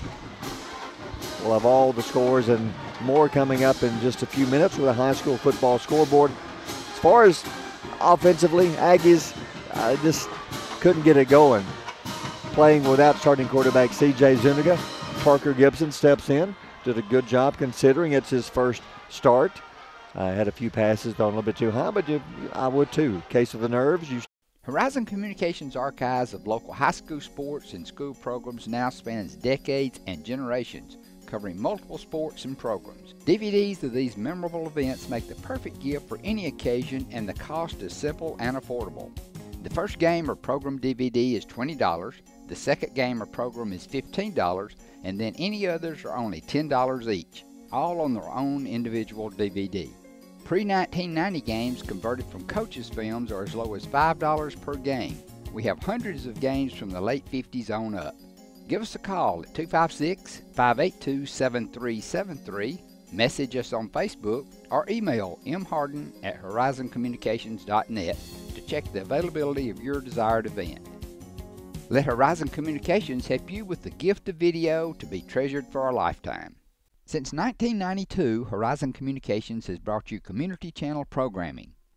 As we're preparing for another season of high school sports, we'd like to take this opportunity to thank our many loyal community-minded sponsors who've supported Horizon's local origination programming through the years. We encourage our local viewers to patronize our local sponsors and let them know how much you enjoy Horizon's community channel broadcast. For information on joining our team of community channel broadcast sponsors, give Mike Harden a call at 256-582-7373. Save big, sell bigger.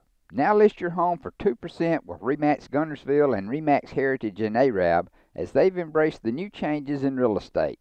Call the number on the screen to talk with an agent to find out how you can now keep more of what's yours by listing your home for 2%. Discover the difference with RE/MAX, one of the most trusted names in real estate, where you know you're always getting quality service. Make that call today to start your 2% listing where you'll keep more of what's yours and save big, sell bigger. Hello everyone. Today we're going to be discussing why our company decided to advertise the list side at 2%. In the past, I've allowed my agents to negotiate with their sellers and come up with a percentage that they would charge and then share with the buyer side.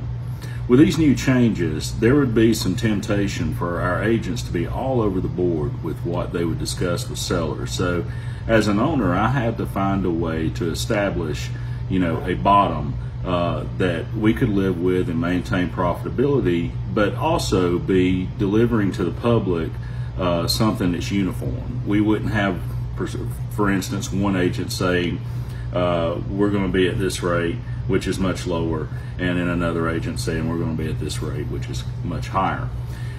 So in my trying to figure out what that rate might be, I started thinking, why would a jury in Missouri, think that the way we've done things for, near 100 years is not the way we should be doing it? And why were they so upset with our industry? Because if a jury is finding that we're not doing things right, they're upset with us in some way, is the way I would see it. Now, of course, that's my opinion. And in thinking that way, I come to realize in the last 5 years, we've had approximately 20 years of appreciation in our housing. Now, this is just residential that we're talking about as far as our rates, as far as these changes. We're not talking about land, we're not talking about commercial. This is residential listings. That we've had this, just incredible appreciation in homes. So, a home's value, in some cases, we've had homes that have gone anywhere from 50% to they've almost doubled in price over the last 5 years.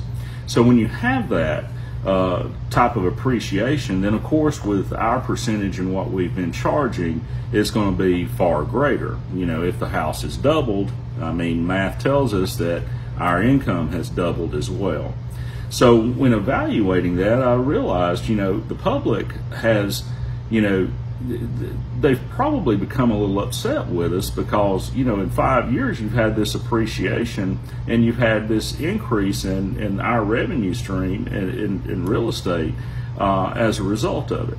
So I started doing a little math. What could be a bottom that would maintain profitability for our company, be fair for our agents, and be fair for our customers?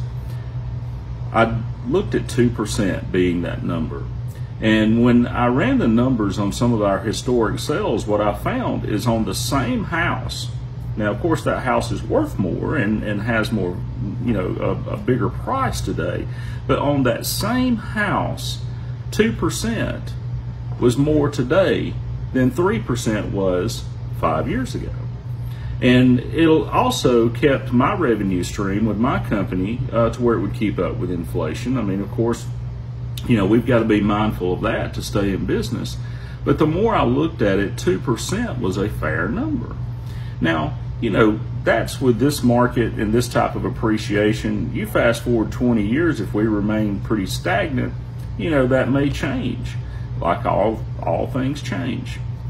But this change of 2% to accommodate this rapid appreciation that we've had is our way of helping our customers with the inflation that we're seeing in our economy right now.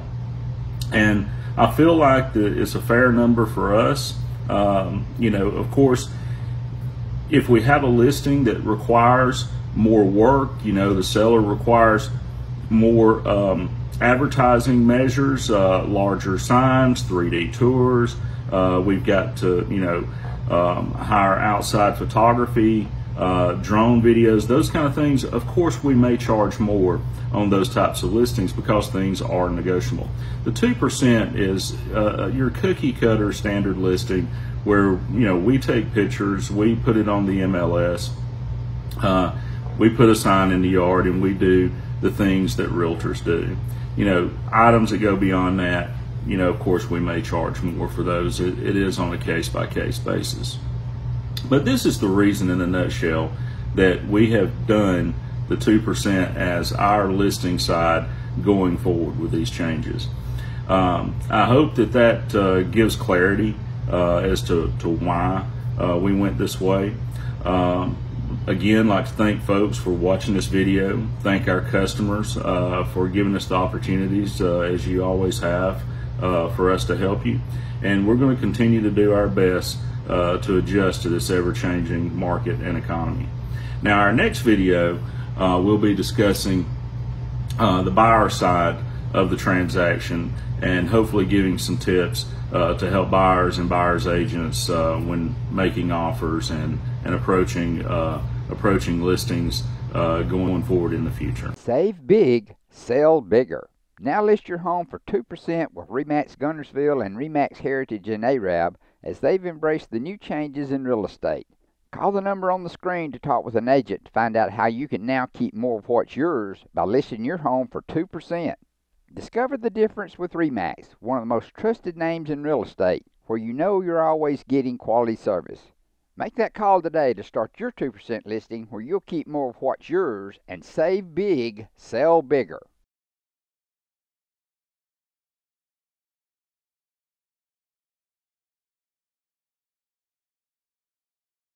Save big, sell bigger. Now list your home for 2% with RE/MAX Guntersville and RE/MAX Heritage in Arab, as they've embraced the new changes in real estate.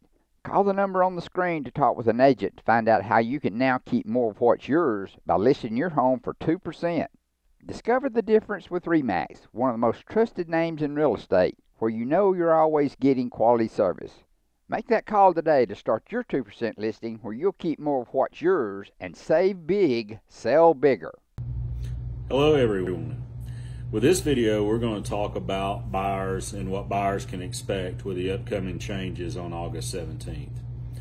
On August 17th and thereafter, a buyer compensation agreement will need to be completed by their agent or their realtor before looking at the very first house. So for buyers, this may be a little intimidating, and you may say, well, wait a minute, am I going to have to pay them right then, right at that moment, and do that up front? No, you're not, unless that's something that realtor, that agent has agreed to, or they've made that part of their practice, that they're just doing a flat fee. In that case, yeah, they're charging you a flat fee to show you, and then there may not be anything charged after that.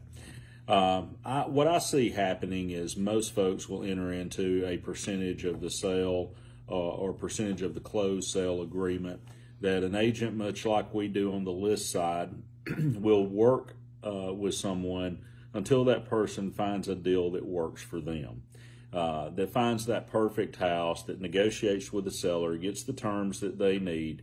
Then they will be compensated on the close of sale at whatever percentage that they agreed to. I think most deals will probably be structured like that between buyers and their buyer's agent or buyer realtor. But there may be some folks out there that say, hey, we can save you money if you want to go ahead and commit to paying a flat fee, pay it up front. There's no other charges. The only issue with that is if you don't buy a home, then you're obligated to that fee. You've already paid it, and they've collected their earnings. I do think that there'll be some sellers that will offer compensation to buyers agents, and I think there'll be some that won't.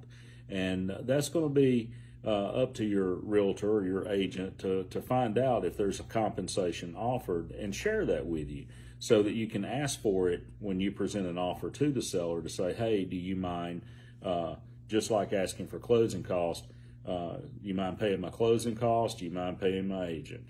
And your agent can structure that into the offer, and the seller can compensate your agent that way versus you having to pay them directly. There may be some sellers that don't offer compensation, and your agent may ask that agent that has it listed, hey, does your seller have that offered? And if they say no, you may think, well, gosh, then that's it. It's over. I'm going to have to pay my agent directly. Well, not necessarily.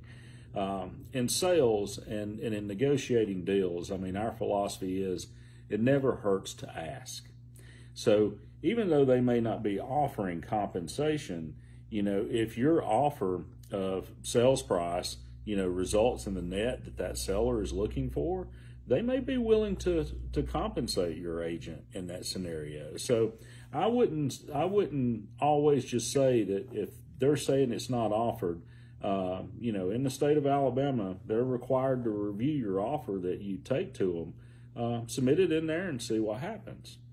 Now, you know, what you need to keep in mind on the buyer side, it is a little scary with this change that you're sitting down with an agreement before you look at the first house, and you're committing to pay maybe a percentage, and you don't know what that final price will be, and you know, you may not necessarily have those funds in your account to pay your agent, and you don't have to have those funds in your account to pay your agent at that time. If you structure your showing agreement with your agent to where it is a percentage of a closed sale, then you're not going to pay them unless that deal closes, unless you actually buy a house.